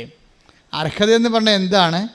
ദൈവത്തിൻ്റെ വചനങ്ങളെ അക്സെപ്റ്റ് ചെയ്യാനും ഉള്ളൊരു തുറവി. ഈ തുറവി എന്തുമാത്രം ഗ്രഡേഷൻസ് ഉണ്ട്, അതനുസരിച്ചാണ് ഹാർവസ്റ്റിംഗ് റേഷ്യോ പോകുന്നത്. ഓരോരുത്തർ ഓരോ രീതിയിലാണ്. ചില സിമ്പിളായിട്ടുള്ള വചനങ്ങളൊക്കെ ചില ആൾക്കാർ അക്സെപ്റ്റ് ചെയ്യും. ഇത്തിരി കട്ടിയുള്ള വചനങ്ങൾ വരുമ്പോൾ അവർ നമ്മുടെ ഈ മണ്ണിൽ കൂടി പോണ വണ്ടി പോലെ പമ്മി നിൽക്കും. അതിന് ബൈബിൾ പറയണത് കേൾക്കാൻ ചെവിയുള്ളവൻ കേൾക്കട്ടെ എന്നാണ്. കേൾക്കാൻ ചെവിയുള്ളവൻ 13:9 ശ്രുതികട. ഹല്ലേലൂയ.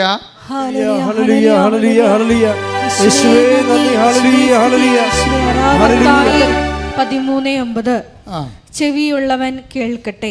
ചെവിയുള്ളവൻ കേൾക്കട്ടെ. അപ്പോൾ നമ്മൾ ചെവിയുണ്ട്, എനിക്ക് ചെവി കുഴപ്പമൊന്നുമില്ല എന്ന് പറയും. ഞാൻ അങ്ങനെ ഒരു ചെവി കേൾക്കണ ഉപകരണം വെച്ച് നടക്കുകയല്ല. ജന്മന എനിക്ക് ചെവിയുള്ള ആളാണ്. ബൈബിൾ അംഗീകരിക്കത്തില്ല, നിൻ്റെ ഈ ചെവി അംഗീകരിക്കത്തില്ല. ബൈബിള് 13:9 പറഞ്ഞിരിക്കുന്ന കേൾക്കാൻ ചെവി എന്ന് പറയുന്നത് കർത്താവിൻ്റെ വചനങ്ങളെ അനുസരിക്കാനുള്ള കപ്പാസിറ്റിയാണ്, അർഹത. ഇതിന് അർഹത എന്ന് പറയുന്നത്. എൻ്റെ മക്കളെ, നിങ്ങൾ ഇപ്പം ചിലർ പറയില്ല, അതായത് ഇപ്പം ഞാൻ ചില ഈ ആൾക്കാരെ വരുന്ന ചില ക്യാൻസർ കല്യാണക്കാരോട് പറയും, മോനെ 27 മുതൽ 54 വരെ ദിവസങ്ങൾ ഓക്കെ വന്ന് സാക്ഷ്യം പറഞ്ഞോളാൻ പറയും. എന്താ കാര്യം? അതൊരു മെസ്സേജാണ്. അല്ലെങ്കിൽ അവർ പറയും ലിവറിന് കേടാണ്, വയറിൽ വെള്ളം കുത്തിയെടുക്കുകയാണ്, ഒരു ദിവസം 1 ലിറ്റർ കുത്തിയെടുക്കുമെന്ന് പറയുമ്പോൾ അപ്പോൾ അവരുടെ തലേ പറയും സാക്ഷ്യം പറഞ്ഞു കേട്ടാന്ന് പറയും. എന്താ കാര്യം? ഒരു അഭിവാദനം മതി. ശരിക്കും പറഞ്ഞാൽ ഒരു അഭിവാദനം, നീ സൗഖ്യമാകട്ടെ എന്ന് ഈ വചനത്തിൻ്റെ ഒരു പ്രശ്നം എന്ന് പറയുന്നത്, വചനവും സാധാരണ ഈ പത്രവാർത്തയില്ലേ, വാർത്തകളിലൊക്കെ വരുന്ന വചനമില്ലേ, അതും നമ്മൾ പത്രവാർത്ത വായിക്കും, ബൈബിൾ വായിക്കും. ഡിഫറൻസ് എന്താണെന്ന് നിങ്ങൾ അറിയണം. ഒന്നാമത്തതിൽ പത്രവാർത്ത നമ്മൾ വായിച്ച് മാറ്റുന്നു. ആ വാർത്ത കഴിയുമ്പോൾ ആ വാർത്ത കഴിഞ്ഞു. അപ്പോൾ കഴിയുമ്പോൾ അത് പിന്നെ പാസ്റ്റ് ടെൻസായി മാറുമ്പോൾ അത് ചത്തുപോകും. ആ വാർത്ത ചത്തുപോകും, ആ ന്യൂസ് ചത്തുപോകും, പ്രസക്തമല്ലാതെ വരും. പക്ഷേ ദൈവവചനം അങ്ങനെയല്ല. ഇത് കാലം ചെല്ലുന്തോറും ഇത് പ്രസക്തി കൂടിക്കൊണ്ടേയിരിക്കും. അതുകൊണ്ട് കർത്താവ് 21:34 പറയണത്, ആകാശം മാറിയാലും protect the word of God, ഭൂമി മാറിയാലും ഞാൻ നിങ്ങളോട് പറഞ്ഞ വചനത്തിന് അത് അതിൻ്റെ പ്രസക്തി ആയിരിക്കും എന്നാണ്. മറ്റെല്ലാ വാർത്തകളെല്ലാം ടൈം കഴിയുമ്പോൾ ചത്തുപോകും, ഇറലവൻ്റായി പോകുക. ചത്തുപോകുന്ന വെച്ച് കഴിഞ്ഞാൽ വാർത്ത ചത്തു കഴിഞ്ഞാൽ വാർത്ത പ്രസക്തമല്ല. ഇപ്പം നമുക്ക് ഇപ്പോൾ ഈ കഴിഞ്ഞ ഇലക്ഷനിൽ കുറേ ആൾക്കാർ ജയിച്ചു, ഇപ്പം അത് വാർത്തയല്ല, it is over, it is dead and gone, അപ്രസക്തമായിപ്പോയി. കാര്യം അവർ ഭരണത്തിലും കയറിയ ആൾക്കാർ, പ്രതിപക്ഷത്തും കയറിയ ആൾക്കാർ, തീർന്നു, ചാപ്റ്റർ ഇസ് ക്ലോസ്ഡ്. പക്ഷേ ദൈവവചനം അങ്ങനെയല്ല. ദൈവവചനം എന്താ? ഓരോ വചനവും ഓരോരുത്തർക്കും ഓരോരോ ദൈവ മനസ്സ് കൈമാറിക്കൊണ്ട് അതിങ്ങനെ കാലത്തിനൊപ്പം സഞ്ചരിച്ചുകൊണ്ട് പ്രസക്തമായിക്കൊണ്ടേയിരിക്കും. അതാണ് ഈശോ പറയണത്. ആകാശം മാറാം, ടൈം ചേഞ്ച് ചെയ്യും, ഭൂമി മാറാം, സ്പേസ് പോകും, സ്പേസ് ആൻഡ് ടൈം ചേഞ്ച് ചെയ്യും. Take the word of God. ലൂക്ക 21:33 ആകാശവും ഭൂമിയും കടന്നു പോകും. പറഞ്ഞേ, ആകാശവും ഭൂമിയും കടന്നു പോകും. എന്നാൽ എന്റെ വാക്കുകൾ കടന്നു പോവുകയില്ല. അപ്പം ഇത് റെലവൻ്റ് ആയിട്ട് അപ്ഡേറ്റ് ആയിട്ട് നിൽക്കും. 2000 കൊല്ലം കഴിഞ്ഞാലും ഈ വചനം അന്നത്തെ ജനതയ്ക്ക് പ്രസക്തമായിട്ട് നിൽക്കും. ആർക്കാണ്? ഏത് ജനതയ്ക്കാണ്? ദൈവാത്മാവിനാൽ നയിക്കപ്പെടുകയും ദൈവത്തിനായി ഹൃദയം സമർപ്പിക്കുകയും ചെയ്തിരിക്കുന്ന, ദൈവത്തെ അന്വേഷിക്കുന്ന തലമുറയ്ക്കാണ്, അല്ലാത്ത ആൾക്കാർക്കല്ല. കാര്യം അതിൻ്റെ ആ തലമുറയെ സംബന്ധിച്ചിടത്തോളം ദൈവം കമ്മ്യൂണിക്കബിളാണ് എപ്പോഴും. ശ്രുതികട്ടെ മക്കളെ. ഹല്ലേലൂയ, ഹല്ലേലൂയ, ഹല്ലേലൂയ. യേശുവേ ആരാധന, മഹത്വം, മഹത്വം, ആരാധന, ആരാധന, ഹല്ലേലൂയ. യേശുവേ ആരാധന, ഹല്ലേലൂയ. കഴിഞ്ഞ ദിവസങ്ങളിൽ ലിഷ എന്നും പറഞ്ഞ് ഒരു മോള് സാക്ഷ്യം പറഞ്ഞായിരുന്നു. ലിഷ ജംഗ്ഷൻ കവനൻ്റിലാണ് ആള്. കാര്യം കമ്മ്യൂണിക്കേഷനുണ്ട് ദൈവവുമായിട്ട്. ഇത് കവനത്തെ ഉടമ്പടിയിലാണ്, ദൈവമായിട്ട് കമ്മ്യൂണിക്കേഷനുണ്ട്, അതായത് സംഭാഷണമൊക്കെ ഉണ്ട്. അതെങ്ങനെയാണെന്ന് വെച്ച് കഴിഞ്ഞാൽ അവൾ 3 പ്രാവശ്യം ആസ്ട്രേലിയ പോകാൻ വേണ്ടി ലിഷ ഏജൻറ്റിൻ്റെ അടുത്ത് പൈസ കൊടുക്കും, ഏജൻറ്റിൻ്റെ അടുത്ത് അവളുടെ ബയോഡേറ്റ എല്ലാം കൊടുക്കും, മാർക്കിസ്റ്റൊക്കെ എല്ലാം കൊടുക്കും. 3 പ്രാവശ്യവും ആദ്യം കൊടുത്തു, അത് ക്യാൻസലായി. പിന്നെയും ലിഷ കൊടുക്കും, ക്യാൻസലാകും. 3ാമതും കൊടുത്ത്. അപ്പോൾ ഒരു കൊല്ലം മുഴുവനും, ഒരു കൊല്ലം കൊണ്ടാണ് 3 പ്രാവശ്യം ആസ്ട്രേലിയൻ വിസ കിട്ടാൻ വേണ്ടി, പഠിക്കാൻ വേണ്ടി കൊടുക്കണത്. 3 പ്രാവശ്യം ആ ക്യാൻസലായിട്ട് വേസ്റ്റ്, ഒരു വർഷം വേസ്റ്റായി. വേസ്റ്റ് കഴിഞ്ഞപ്പോൾ അവർക്ക് ഭയങ്കര സങ്കടമായി. എന്താ വേസ്റ്റാകാൻ കാരണം വെച്ച് കഴിഞ്ഞാൽ ഈ അതായത് ഫണ്ട് വെക്കാൻ കാണിക്കാൻ പറയും. സെക്യൂരിറ്റി 6 മാസത്തെ സെക്യൂരിറ്റി ഫണ്ട് കാണിക്കാൻ പറയും. 6 മാസം നിങ്ങൾ 6 മാസത്തെ സ്വന്തം അക്കൗണ്ടിൽ പണം ഉള്ളത് കാണിക്കാൻ പറയും. അപ്പോൾ സ്വന്തം അക്കൗണ്ടിൽ പണമില്ല. പണമില്ലാത്തതിന് അപ്പോൾ പറയും നിങ്ങൾ അതിന് പകരം ലോൺ എടുക്കാൻ പറയും. പക്ഷേ ലിഷയ്ക്ക് ലോൺ എടുക്കാൻ പറ്റത്തില്ല. എന്താ കാര്യം? ആങ്ങളൊക്കെ ലോൺ എടുത്തിട്ടുണ്ട്. ആങ്ങള ഓസ്ട്രേലിയയിലാണ്. വീടും പറമ്പും അവന് വേണ്ടി പണയം വെച്ചിരിക്കുകയാണ്. അപ്പോൾ ബാങ്കുകാർ പറയും നിങ്ങൾ കടപ്പെടുത്തിയിരിക്കുകയാണ്, ആങ്ങളയ്ക്ക് വേണ്ടി കടപ്പെടുത്തിയാണ്, ആ കടങ്ങൾ നിൽക്കുകയാണ്, അതുകൊണ്ട് നിങ്ങൾക്ക് തരാൻ പറ്റിയില്ലെന്ന് പറയും. പിന്നെ വേറെ ഏജൻറ്റുമാർ പറയും അതൊന്നും കുഴപ്പമില്ല, ഞങ്ങൾ ശരിയാക്കി തരാൻ പറഞ്ഞ് ഇവർ വാങ്ങിച്ചുകൊണ്ട് പോകും. എന്തിനാണ് കാര്യം? അവർക്കറിയാം ഈ പോകാൻ വേണ്ടി നിൽക്കുന്ന ആൾക്കാർ കിഡ്നി വിറ്റെങ്കിലും പോകുമെന്നറിയാം. അതുകൊണ്ട് ഏജൻറ്റുമാരല്ല പിന്നെയും കാശ് വെക്കയുടെ കാര്യം പറയുമ്പോൾ ഏജൻറ്റുമാർ കാശ് കൊടുക്കാൻ സമയമായി, അതിൻ്റെ അത് അക്കൗണ്ടിൽ പൈസ കാണിക്കണമെന്ന് പറയുമ്പോൾ ലിഷാവിന് പൈസ ഒന്നും ഇല്ലെന്ന് പറയും. അപ്പം അങ്ങനെ പോകും. അങ്ങനെയാണ് 3 എണ്ണം പോയി. പോകുമ്പോൾ എനിക്ക് ഭയങ്കര സങ്കടമായി. അവൾ പറഞ്ഞ് ഞാൻ ഇന്ത്യയിൽ തന്നെ നിന്നോളാം, ഉടമ്പടി എടുത്തിട്ട് പറയും ഞാൻ ഇന്ത്യയിൽ തന്നെ എനിക്ക് ജീവിക്കാനുള്ള മാർഗം കാണിച്ചു തന്നാൽ മതിയെന്ന് പറയും. അപ്പോൾ കമ്മ്യൂണിക്കേഷൻ ഉണ്ടായ കാരണം അവൾ ബൈബിൾ എടുത്തപ്പോൾ കമ്മ്യൂണിക്കേഷൻ ഉണ്ട്. നമ്മൾ ബൈബിൾ എടുത്താലും അതിൻ്റെ അത് ഈശോ സ്റ്റാറ്റസ് പറയും. സ്റ്റാറ്റസ് എന്താ പറഞ്ഞിരിക്കണമെന്ന് പറഞ്ഞാൽ അവൾ സങ്കടപ്പെട്ടു. 3 പ്രാവശ്യം ഇങ്ങനെ ഫ്ലോപ്പായില്ലേ ആസ്ട്രേലിയ 3 പ്രാവശ്യം ഫ്ലോപ്പായി. ഇനി എന്താ ജീവിതമെന്ന് അറിയാൻ പാടില്ലാതെ കർത്താവേ എന്താണ് എന്നെക്കുറിച്ചുള്ള നിൻ്റെ പദ്ധതി എന്ന് പറഞ്ഞിട്ട് വിശ്വപ്രമാണം ചെയ്തിരിക്കുന്നത് ഓപ്പൺ ചെയ്തപ്പോൾ പറഞ്ഞു നീ ഓടണ്ട, ചാടുകയും വേണ്ട, വെയിറ്റ് ചെയ്യാൻ പറയും. നീ തിരക്ക് ഈ ഓടുന്ന വണ്ടിയിടത്ത് കിടന്ന് ഓടുകയാണ്. നീ ഓരോ ഏജൻറ്റുമാർ പറഞ്ഞ കേട്ടിട്ടുണ്ട് ഓടണ്ട. അത് അപ്പോൾ അത് മാതാവ് ഈശോ അവളോട് സംസാരിച്ചു. ആ സംസാരിച്ചപ്പോൾ അവൾക്ക് ആന്തരിക അഭിഷേകം കിട്ടി. അപ്പോൾ ആ ഭയമെല്ലാം മാറി. എനിക്ക് ജീവിതമില്ല, ഇനി ഞാൻ തീർന്നല്ല. അപ്പം ചേട്ടായി പഠിക്കാൻ പോയത് കാരണമാണ് എനിക്ക് പിന്നെ പൈസ കൊടുക്കാൻ പറ്റാതെ വന്നത്, ഇനി എനിക്ക് ജീവിതമില്ല എന്ന് പറഞ്ഞ് അവൾ ഇരിക്കുന്ന സമയത്ത് കർത്താവ് അവളോട് സംസാരിച്ചു. അതാണ് ഈ ഉടമ്പടി കറക്റ്റാണെന്നുണ്ടെങ്കിൽ കമ്മ്യൂണിക്കേഷൻ ഉണ്ടാവും. നിങ്ങൾക്കിപ്പോൾ നിങ്ങൾ ഉടമ്പടിയിലാണെങ്കിൽ അരമണിക്കൂർ ബൈബിൾ വായിക്കണമെങ്കിൽ നിങ്ങൾക്ക് ഒരു പ്രതിസന്ധി വന്നു കഴിഞ്ഞാൽ ഇനി എന്ത് ചെയ്യണം, ഇനി എങ്ങോട്ട് പോകണം, ദൈവത്തെക്കുറിച്ച് എന്നെക്കുറിച്ചുള്ള ദൈവത്തിൻ്റെ പദ്ധതി എന്താണ് എന്ന് ചോദിച്ചാൽ പച്ചവെള്ളം പോലെ നീ ഉടമ്പടി സത്യസന്ധമാണെങ്കിൽ പറയും. അതായത് 52:12 നിങ്ങൾ തിടുക്കം കൂട്ടേണ്ട, നിങ്ങൾ തിടുക്കം കൂട്ടണ്ട, വേഗം ഓടുകയും വേണ്ട, കർത്താവ് നിങ്ങളുടെ മുൻപിൽ നടക്കും. Presence and communication. പ്രസൻസ് ഉള്ളത് കൊണ്ട് തന്നെ കമ്മ്യൂണിക്കേഷനും ഉടമ്പടി വരുമ്പോൾ സത്യസന്ധമായ ഉടമ്പടിയാണെങ്കിൽ പ്രസൻസ് ഉണ്ടാവും. പ്രസൻസ് ഉണ്ടെങ്കിൽ കമ്മ്യൂണിക്കേഷൻ ഉണ്ടാവും. പ്രസൻസ് എന്ന് പറയുന്നത് എന്താണ്? സാന്നിധ്യം. കമ്മ്യൂണിക്കേഷൻ എന്താണ്? സംഭാഷണം. അപ്പോൾ സാന്നിധ്യവും സംഭാഷണവും ഉടമ്പടിയുടെ പ്രധാനപ്പെട്ട സംഭവമാണ്.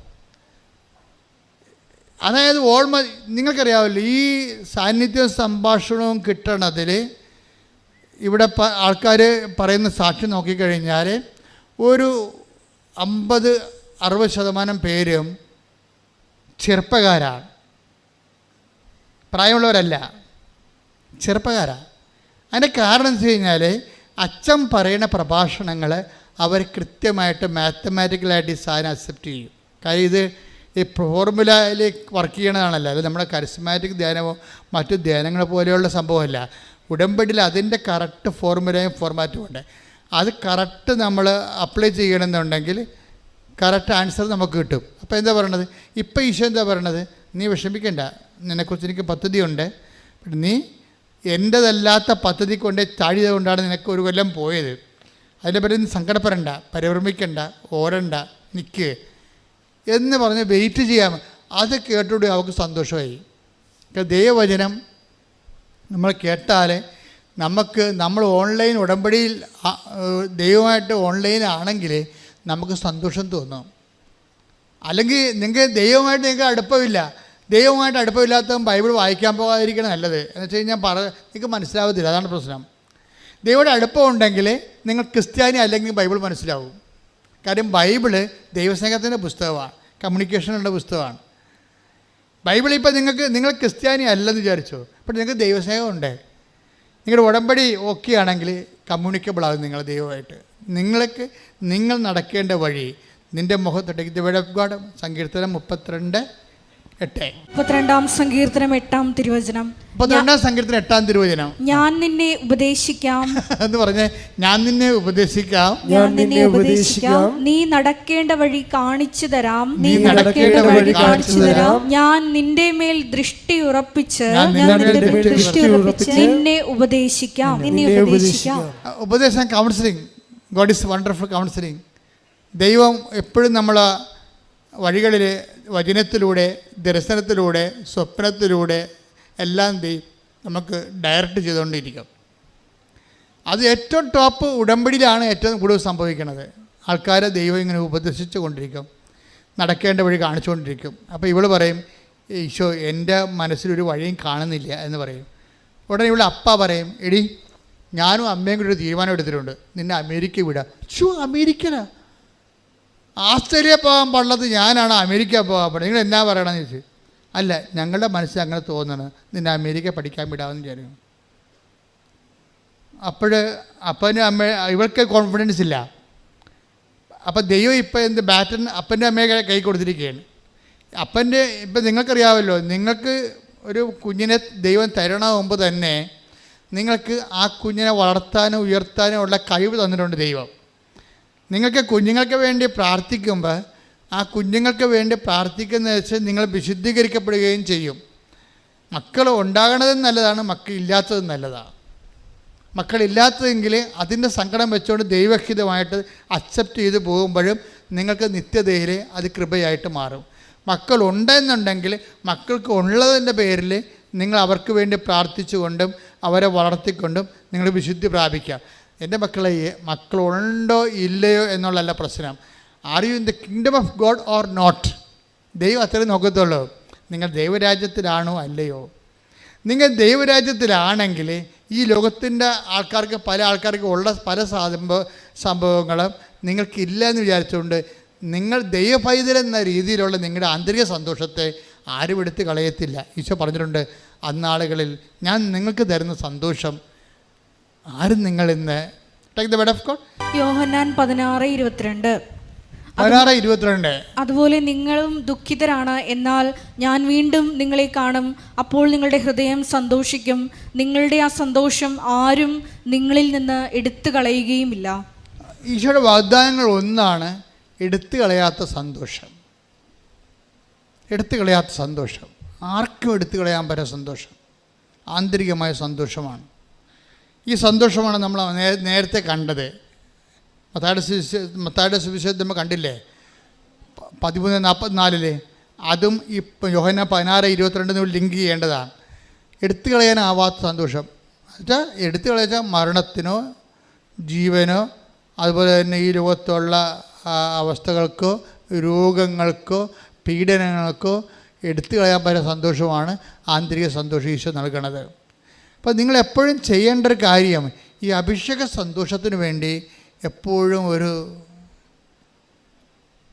ആധ്യാത്മികതയിലെ പ്രധാനപ്പെട്ട ഒരു സംഭവമാണ് ആന്തരിക അഭിഷേക സന്തോഷം. അതിനാണ് ഈ ഇഷ്യൂസൊക്കെ എല്ലാം ഡെവലപ്പ് ചെയ്ത് വരുമ്പോഴും ഇതിൻ്റെ പിന്നിൽ ദൈവം തരാൻ ഉദ്ദേശിക്കുന്നത് അതാണ്. നമ്മൾ ചോദിക്കണത് ഭൗതികമായ വിഷയമായിരിക്കാം, പക്ഷേ ഈ ഭൗതികമായ വിഷയം എത്തിച്ചേരണതിനുള്ളിൽ ദൈവം നിങ്ങളെ ആന്തരികമായ സന്തോഷത്തിൽ ഉറപ്പിച്ച് നിർത്തും. അങ്ങനെയാണ് മനുഷ്യാത്മാവ് കൃപയിൽ വളരണതും മഹത്വം പ്രാപിക്കണതും. നമ്മൾ ലോകത്തിൻ്റെ ആവശ്യങ്ങൾക്ക് വേണ്ടിയാണ് ദൈവത്തെ സമീപിക്കത്തുള്ളൂ, ദൈവത്തിന് അറിയാം. ആ ഒരു ലൂപ്പ് ഹോൾ പ്രൊവിഷൻ ഉപയോഗിച്ചുകൊണ്ടാണ് ദൈവം നിത്യജീവിതത്തിന് വേണ്ടി നമ്മുടെ ആത്മാവിനെ കൃപയിൽ ഒരുക്കണത്. കൈയടിച്ച് കർത്താവിനെ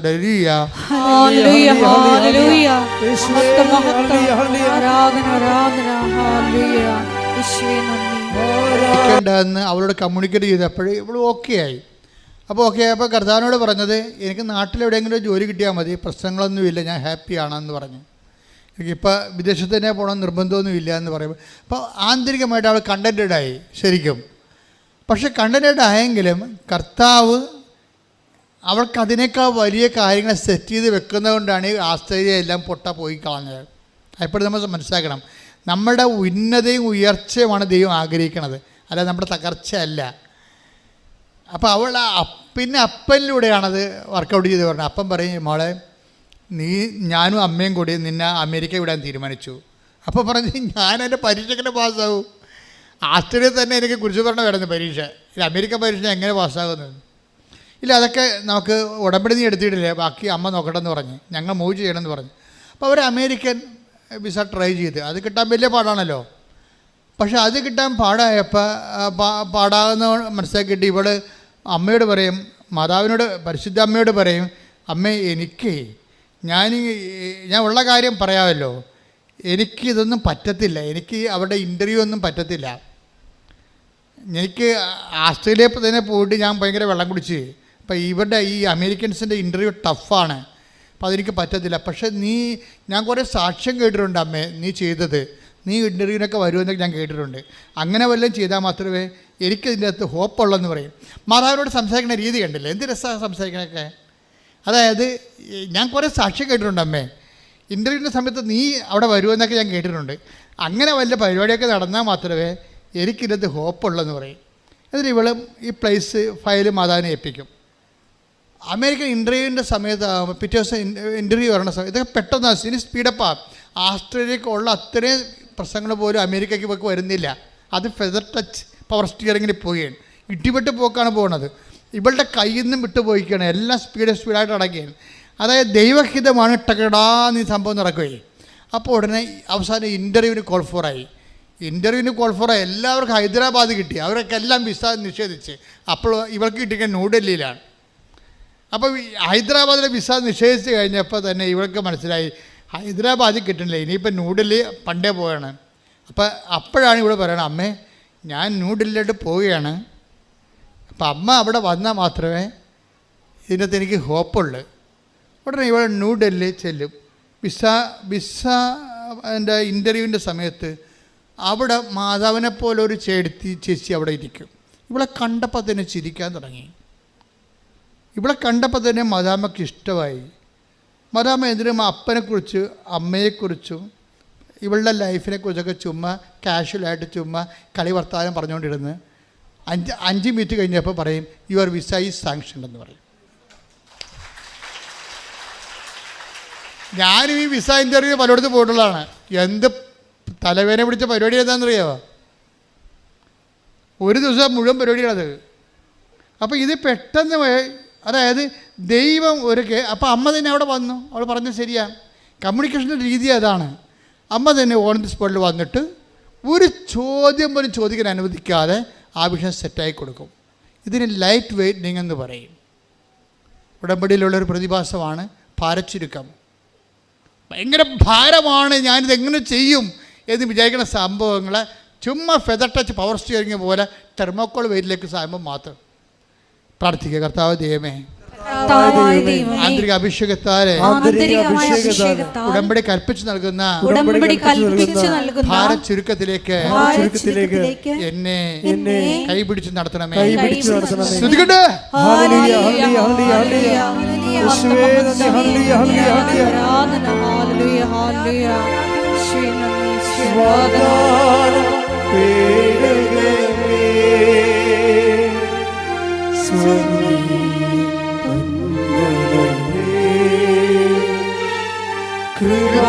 കൃപാസനത്തിൻ്റെ അമ്മേ പ്രസാദം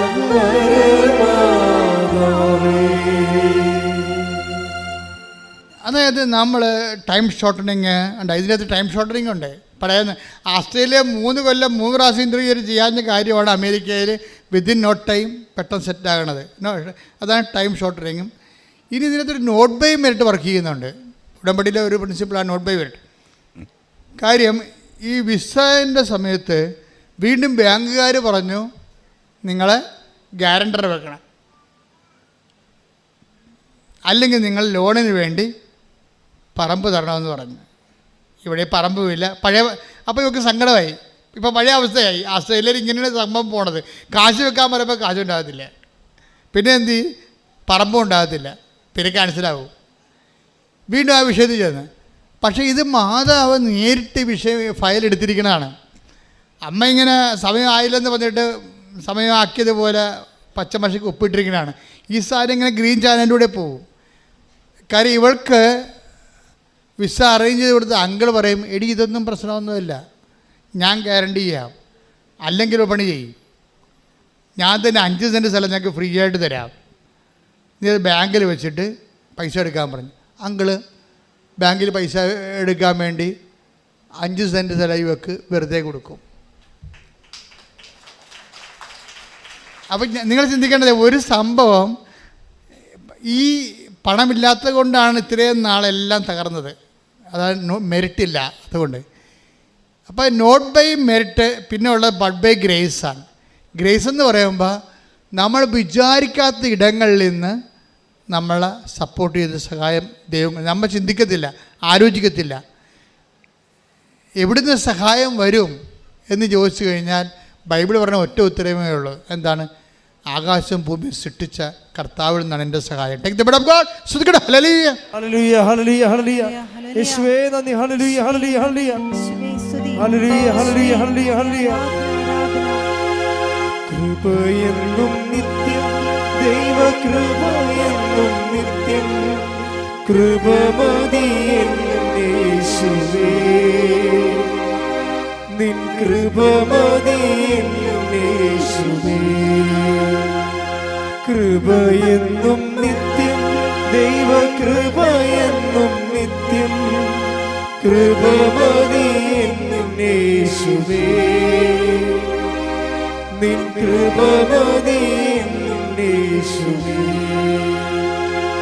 പരിശുദ്ധ പരമദിവ്യകാരുണ്യത്തിന് ആരാധനയും സ്തുതിയും പുകഴ്ചയും ഉണ്ടായിരിക്കട്ടെ. നമ്മൾ അനുവിജയൻ്റെ കാര്യം കൂടി എടുത്തിട്ട് നമുക്ക് ധ്യാനം രോഗസൗഖ്യ പ്രാർത്ഥനയ്ക്ക് പ്രവേശിക്കുകയാണ്. അനുവിജയൻ നമ്മുടെ ഇടയ്ക്ക് വെച്ച് പറഞ്ഞായിരുന്നല്ലോ. അനുവിജയൻ്റെ ജീവിതത്തിൽ അവൾ പറയണത്, എനിക്ക് ഇനി കല്യാണം കഴിച്ചതാണ്, ഇനി മുന്നോട്ട് പോകാനുള്ള ഒരു വഴി ഞാൻ കാണുന്നില്ല, എനിക്ക് ആകെപ്പാടെ ഉള്ളത് ഈ ലിസ്റ്റാണ്, PSCയുടെ ഈ ലിസ്റ്റാണ്. ഈ ലിസ്റ്റിൽ നിന്ന് എനിക്ക് അപ്പോയിൻമെൻറ്റ് കിട്ടിയില്ലെങ്കിൽ എനിക്ക് ജീവിതമില്ല. പക്ഷേ എനിക്കത് വേണ്ടി പറയാനോ, ഇനി അത് കൈവിട്ടുപോയ പരീക്ഷയാണ്. അപ്പോൾ കൈവിട്ട് പരീക്ഷ എഴുതി കഴിഞ്ഞിട്ടാണ് റാങ്ക് ലിസ്റ്റും കട്ട് ഓഫും വരുന്നതിന് മുമ്പാണ് ഇവൾ പറഞ്ഞത്, മാതാവിനോട് പറഞ്ഞ, അമ്മേ ഞാൻ പരീക്ഷ എഴുതിപ്പോയി, എനിക്ക് ആ പരീക്ഷ എഴുതിയ കാലത്ത് നിന്നെ അറിയത്തില്ലായിരുന്നു. സത്യമായി ഉള്ളതുപോലെ അവൾ പറയും, പരീക്ഷ എഴുതിയ കാലത്ത് നിന്നെ എനിക്കറിയത്തില്ലായിരുന്നു. ഞാൻ ഉടമ്പടി എടുത്തിട്ടില്ല, ഇപ്പോഴാണ് ഞാൻ ഉടമ്പടി എടുത്തിരിക്കണത്. അതുകൊണ്ട് ഈ ഉടമ്പടി ഞാൻ പരീക്ഷ എഴുതുന്നതിന് മുമ്പ് എടുത്തതായിട്ട് നീ കണക്കാക്കണം. അതായത് ടൈം ഷോർട്ടിങ് എന്ന് പറയുന്ന സംഭവം, അതായത് ആൾക്കാർക്ക് ദൈവത്തോട് സംസാരിക്കുന്ന രീതി കണ്ടില്ലേ, എന്ത് അധികാരമായിട്ടാണ്, എന്ത് ദൈവസ്നേഹത്തോട് സംസാരിക്കുന്നത്. അമ്മയോട് പറഞ്ഞു, അമ്മേ എൻ്റെ അവസ്ഥ ഞാൻ പെട്ടിരിക്കുകയാണ്. അതായത് എനിക്കറിയത്തില്ലായിരുന്നു നീ ഉള്ള കാര്യവും നീ ഉടമ്പടിയിലൂടെ എല്ലാവരും സഹായിക്കുന്ന കാര്യം എനിക്കറിയത്തില്ലായിരുന്നു. ആക്കുമ്പോൾ ഞാൻ PSC പരീക്ഷ എഴുതിയത്. ഇപ്പം ഞാൻ ഉടമ്പടി എടുത്തു. അപ്പോൾ നീ എന്താ ചെയ്യേണ്ടത്? ഇനി ഈ ഉടമ്പടി ഞാൻ പണ്ടെടുത്തതായിട്ട് നീ കണക്കിലെടുക്കണം. ഈ ആൾക്കാർ സംസാരിക്കുന്ന രീതി കണ്ടില്ലേ. അമ്മ അതുപോലെ തന്നെ ഇവൾ പണ്ടെടുത്തതായിട്ട് കണക്കാക്കി. പിറ്റേ ദിവസം കട്ട് ഓഫ് മാർക്ക് വന്നു, 16 കട്ട് ഓഫ് മാർക്ക് വന്നു. കോട്ടയം ജില്ലയിൽ ആദ്യമായിട്ട് ജന്മത്തിൽ 16 കട്ട് ഓഫ് മാർക്ക് വരുന്നത്. ഒരു മാസം കഴിഞ്ഞപ്പോൾ ഇവൾ അപ്പോയിൻറ്റഡായി. അതായത് ദൈവത്തിൻ്റെ കൂടെ ഇതുപോലെ മനുഷ്യന്മാർ വീട്ടിലുള്ളൊരു അംഗത്തെ പോലെ ദൈവസ്നേഹത്തോടെ സംസാരിച്ചുകൊണ്ട്, സത്യസന്ധമായ ദൈവത്തിന് വേണ്ടി ജീവിച്ചുകൊണ്ട്, സത്യസന്ധമായി ഈ ഉടമ്പടിയുടെ ഭാഗമായി ജീവിതം മുന്നേറുന്ന കാഴ്ച ഓരോ ദിവസവും കൃപാസനത്തിലെ ദൈവം എല്ലാവർക്കും വേണ്ടി കാണിക്കുന്ന സാക്ഷ്യത്തിൻ്റെ കാണിക്കലാണ്. നിങ്ങളെ സാക്ഷ്യങ്ങൾ എപ്പോഴും വായിച്ചു നോക്കണം. ഓരോരുത്തർ സാക്ഷ്യം നമുക്കറിയാം. ഒരു സാക്ഷ്യം എന്ന് പറഞ്ഞ ഒരു ജീവിതമാണ്. ഞാൻ ഉടമ്പടി പത്രം കൈ കിട്ടുമ്പോഴേ ഞാൻ ഓർക്കും, ദൈവമേ ഇതൊരു ജീവിതമാണല്ലോ. ഉടമ്പടി പത്രം കൈ കിട്ടുമ്പോൾ ഇവിടെ ആൾക്കാരെ കൊണ്ടും തരത്തില്ലേ. അപ്പം ഞാൻ ഉടനെ ഓർക്കും, ദൈവമേ ഇതൊരു ജീവിതമാണ്. ഞാൻ മാതാവിനോട് പറയും, ഇതൊരു ജീവിതമാണ്.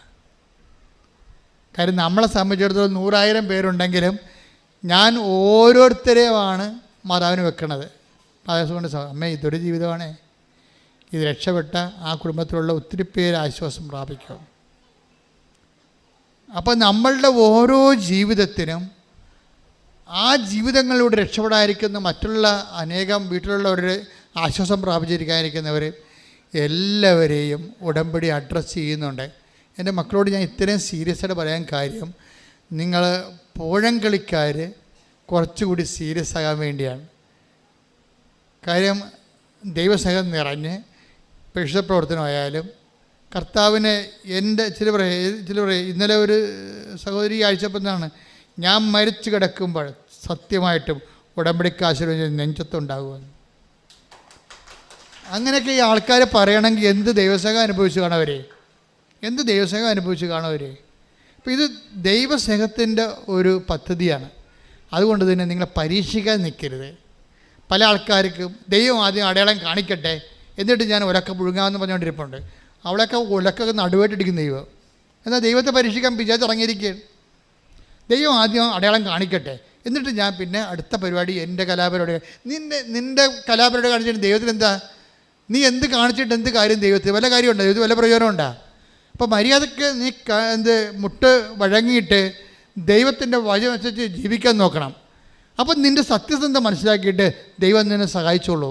അല്ലാതെ ദൈവത്തിൽ നിന്ന് ഉടമ്പടിക്ക് ഞാൻ അടയാളം കാണട്ടെ, എൻ്റെ വേദന ഒന്ന് കുറയാൻ നോക്കട്ടെ, എന്നിട്ട് ഞാൻ ഉടുത്ത് കെട്ടി ഒരുങ്ങി ഉടമ്പടിയുടെ ഓരോ കാര്യം ചെയ്യാം.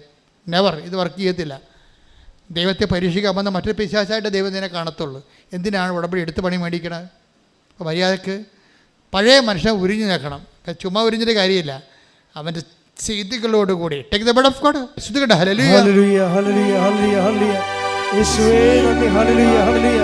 കൊളോസ്യൻസ് 3:9 പഴയ മനുഷ്യനെ അവന്റെ ചെയ്തികളോട് കൂടെ നിഷ്കാസനം ചെയ്യുവിൻ. അടുത്ത വചനം എന്താ? സമ്പൂർണ്ണ ജ്ഞാനം കൊണ്ട് സൃഷ്ടാവിന്റെ പ്രതിച്ഛായയ്ക്ക് അനുസൃതമായി നവീകരിക്കപ്പെടുന്ന പുതിയ മനുഷ്യനെ ധരിക്കുവിൻ. അപ്പോൾ സൃഷ്ടാവിൻ്റെ പ്രതിച്ഛായക്ക് എന്ന് പറയുമ്പോൾ സൃഷ്ടാവിൻ്റെ പ്രതിച്ഛായയാണ്. അപ്പോൾ ഈശോ ആണെന്ന് ആണ് വ്യാഖ്യാനങ്ങളുള്ളത്. പക്ഷേ സൃഷ്ടാവ് ഈശോ സൃഷ്ടിയല്ലല്ലോ. അപ്പം സൃഷ്ടാവിൻ്റെ പ്രതിച്ഛായ പിന്നെ സൃഷ്ടിയായിട്ടുള്ള ആൾ അമ്മ മാത്രമാണ്. അമ്മയെക്കുറിച്ച് സെൻറ്റ് പോളിന് അറിയാൻ പാടില്ലാത്ത കൊണ്ട് റെഫർ ചെയ്തില്ലെന്നേ ഉള്ളൂ. സൃഷ്ടാവിൻ്റെ പ്രതിച്ഛായ സൃഷ്ടിക്കപ്പെട്ടതാണെങ്കിൽ അത് അമ്മയാണ്. അമ്മയുടെ പ്രതിച്ഛായക്കൊത്ത് നവീകരിക്കപ്പെടണം. അമ്മയുടെ സ്നേഹം, ദൈവസ്നേഹം, അമ്മയുടെ ദൈവവിശ്വാസം, അമ്മയുടെ ശുശ്രൂഷ മനോഭാവം, അമ്മയാണ് ഈശോനെ സ്വീകരിച്ചത്, അമ്മയാണ് ഈശോനെ വളർത്തിയത്, അമ്മയാണ് ഈശോനെ ലോകത്തിന് കൊടുത്തത്, അമ്മയാണ് രക്ഷകർത്തം പൂർത്തിയാക്കാൻ വേണ്ടി കുരിശിന് ചുവട്ടിൽ നിന്ന് അപ്പയുടെ ജോലി പൂർത്തിയാക്കിയത്. എല്ലാം അമ്മയാണ്. അപ്പം നിൻ്റെ അമ്മയെ സ്വീകരിച്ചുകൊണ്ട്, അമ്മയുടെ ആധ്യാത്മികത സ്വീകരിച്ചുകൊണ്ട് ക്രിസ്തുവിൽ വളരാൻ വേണ്ടി ഉടമ്പടി നിന്നെ സഹായിക്കും. ആ രീതിയിലാണ് നീ ഉടമ്പടി എടുക്കുന്നുണ്ടെങ്കിൽ ബാക്കിയെല്ലാം 6:33 അനുസരിച്ച് കൊണ്ട് ചേർത്ത് നൽകും. നിങ്ങൾ ആദ്യം ദൈവരാജ്യത്തെയും അതിൻ്റെ നീതിയെയും കുറിച്ച് അന്വേഷിക്കുക. ബാക്കിയുള്ളതെല്ലാം മത്തായി 6:33 ചേർത്ത് നൽകും. ഉടമ്പടിയിലുള്ള എല്ലാ നിയോഗങ്ങളും ചേർത്ത് നൽകപ്പെടുന്നതാണ്. നമ്മളെ സംബന്ധിച്ചിടത്തോളം നമ്മുടെ നിബന്ധന എന്താണ്? സൃഷ്ടാവിൻ്റെ പ്രതിച്ഛായക്ക് നവീകരിക്കപ്പെടുന്ന പുതിയ മനുഷ്യനെ ധരിക്കുക എന്നുള്ളത്. മക്കളെ, രോഗസൗഖ്യ പ്രാർത്ഥന സമയമാണ്. ഒരു കൈ നെഞ്ചത്തും ഇടത് കൈ നെഞ്ചത്തും വലത് കൈ ശിരസിലും വെക്കുക.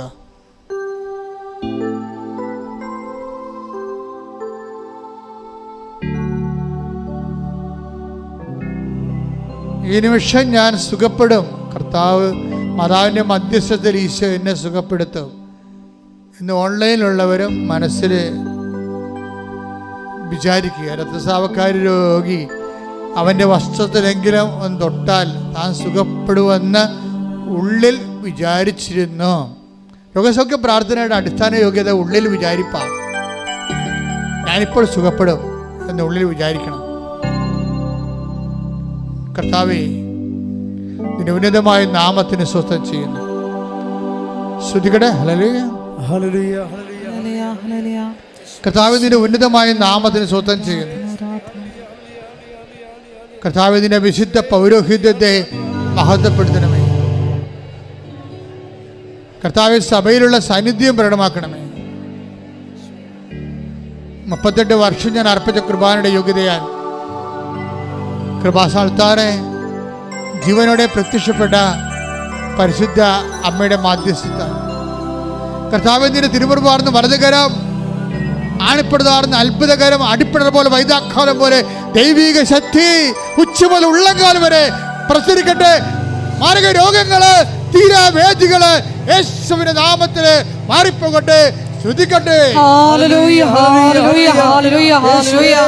എല്ലാ രോഗങ്ങളും സുഖപ്പെട്ടുകൊണ്ട് ആരാധനയിലൂടെ അങ്ങയുടെ നാമത്തെ മഹത്വപ്പെടുത്തണമേ. Hallelujah, hallelujah. മഹത്വം, മഹത്വം, ആരാധന, ആരാധന. ഹല്ലേലൂയ.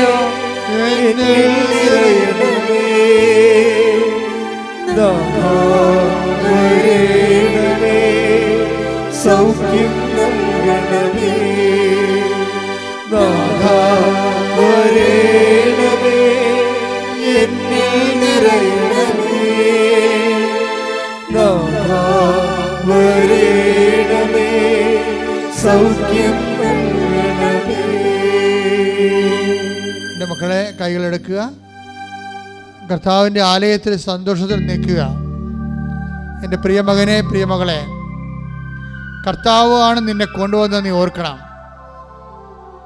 ഈ അൾത്താരയിലിൻ്റെ വാതിക്കൽ നീ നിൽക്കുമ്പോൾ ലക്ഷക്കണക്കിന് മനുഷ്യർ ആശ്വാസം പ്രാപിച്ച ദൈവം അവരെ നേരിട്ട് സ്പർശിച്ച സ്ഥലത്താണ് ദൈവം നിന്നെയും കൊണ്ടുവന്നിരിക്കുന്നത്. നിൻ്റെ ജോലി, വീട്, വിവാഹം, വഴി, വെള്ളം, വെളിച്ചം, നിൻ്റെ വിസ, നിൻ്റെ നാട്ടിലെ ജോലി, സാമ്പത്തിക തടസ്സങ്ങൾ, ജപ്തി നടപടികൾ, ശരീര അസുഖങ്ങൾ, സ്ഥലം വിൽക്കാനുള്ളവർ,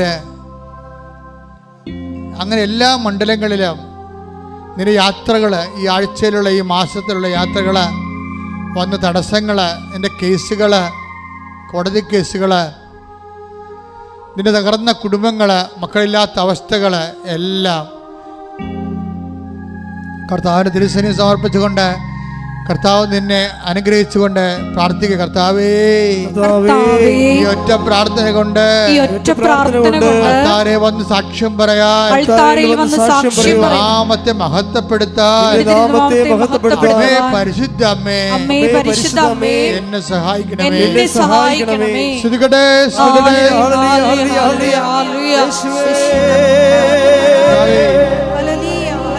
തിരുവിനുതമായ നാമത്തെ സ്വന്തം ചെയ്ത് കർത്താവേ,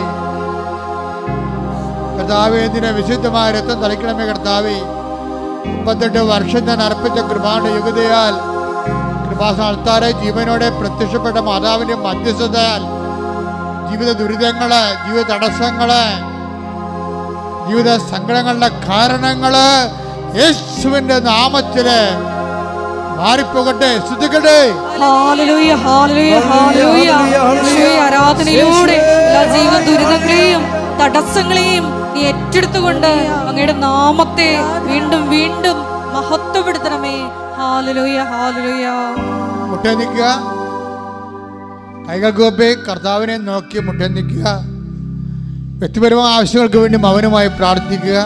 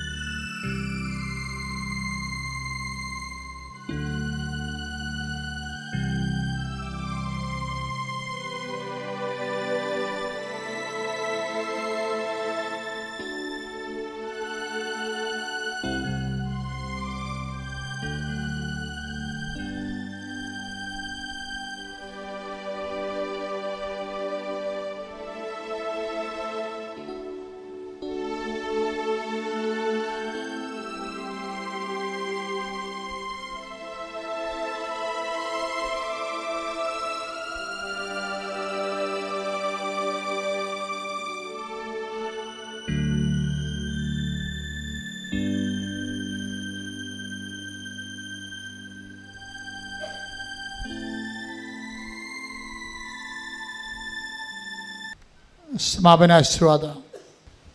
ഒരിക്കൽ കൂടി മരിയൻ ഉടമ്പടിയിൽ സമർപ്പിച്ചിരിക്കുന്ന എല്ലാ വിഷയങ്ങളും ദേവമാതാവിൻ്റെ മധ്യസ്ഥയിൽ ദിവ്യകാരുണ്യ സന്നിധിയിൽ സമർപ്പിച്ച് ഒരു നിമിഷം നമുക്ക് മൗനമായിട്ട് പ്രാർത്ഥിക്കാം. ദൈവരാജ്യത്തെ പ്രതി ഞങ്ങൾക്കുള്ളതെല്ലാം വിറ്റ് നിന്നെ സ്വന്തമാക്കുവാനുള്ള വലിയ അഭിഷേകം ഞങ്ങൾക്ക് തരണമേ എന്ന് പ്രാർത്ഥിക്കുന്നു. എല്ലാ ജീവിത വിഷയങ്ങളെക്കാളും ഉപരി ഈശോയെ, നിൻ്റെ തിരുമനസ് എല്ലായ്പ്പോഴും നിറവേറുവാൻ, അങ്ങനെ എപ്പോഴും നിൻ്റെ നാമത്തെ മാത്രം മഹത്വപ്പെടുത്തി ജീവിക്കുവാൻ ഈ ആരാധനയിലൂടെ ഞങ്ങളെ തിരഞ്ഞെടുത്ത് അഭിഷേകം ചെയ്യണമേ എന്ന് ഒരു നിമിഷം ഞങ്ങൾ പ്രാർത്ഥിക്കുന്നു.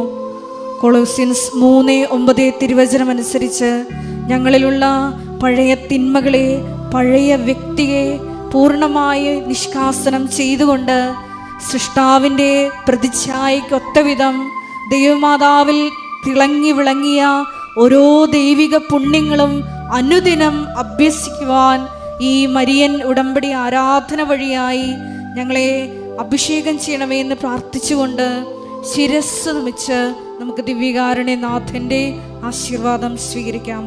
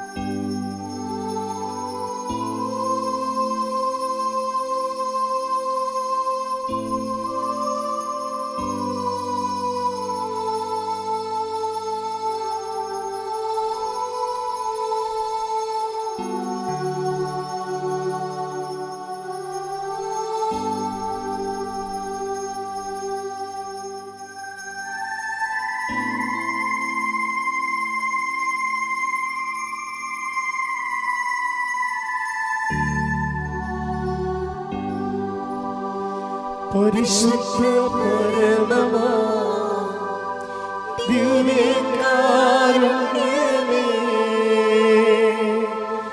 എന്നുമെന്നും അങ്ങേക്ക് ആരാധന. പരിശുദ്ധ പരമമാ ദിവ്യകാരുണ്യമേ, എന്നുമെന്നും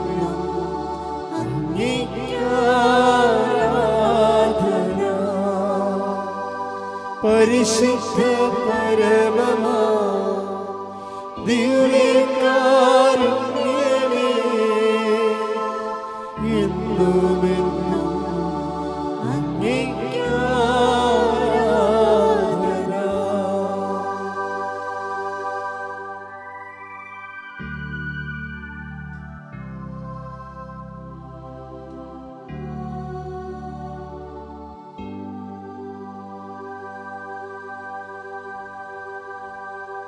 ആവേ ആവേ ആവേ മരിയ, ആവേ ആവേ ആവേ മരിയ.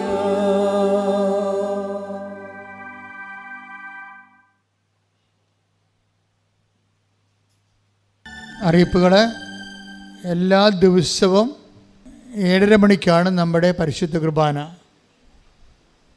7 മണിക്ക് ഉടമ്പടിയുടെ ഫസ്റ്റ് ക്ലാസ്സുകൾ, ഫസ്റ്റ് ബാച്ച്, ഉടമ്പടിയുടെ പുതുക്കേണ്ടതിൻ്റെ ഫസ്റ്റ് ബാച്ച്, അത് 7 മണിക്കാണ്. പിന്നെ 11 മണിക്ക് ഉടമ്പടിയുടെ പുതുതായിട്ട് എടുക്കുന്നതിൻ്റെ സെക്കൻഡ് ബാച്ച്, 1:30 മണിക്ക് ഉടമ്പടിയുടെ തേർഡ് ബാച്ച്. അങ്ങനെയാണ് പോണത്.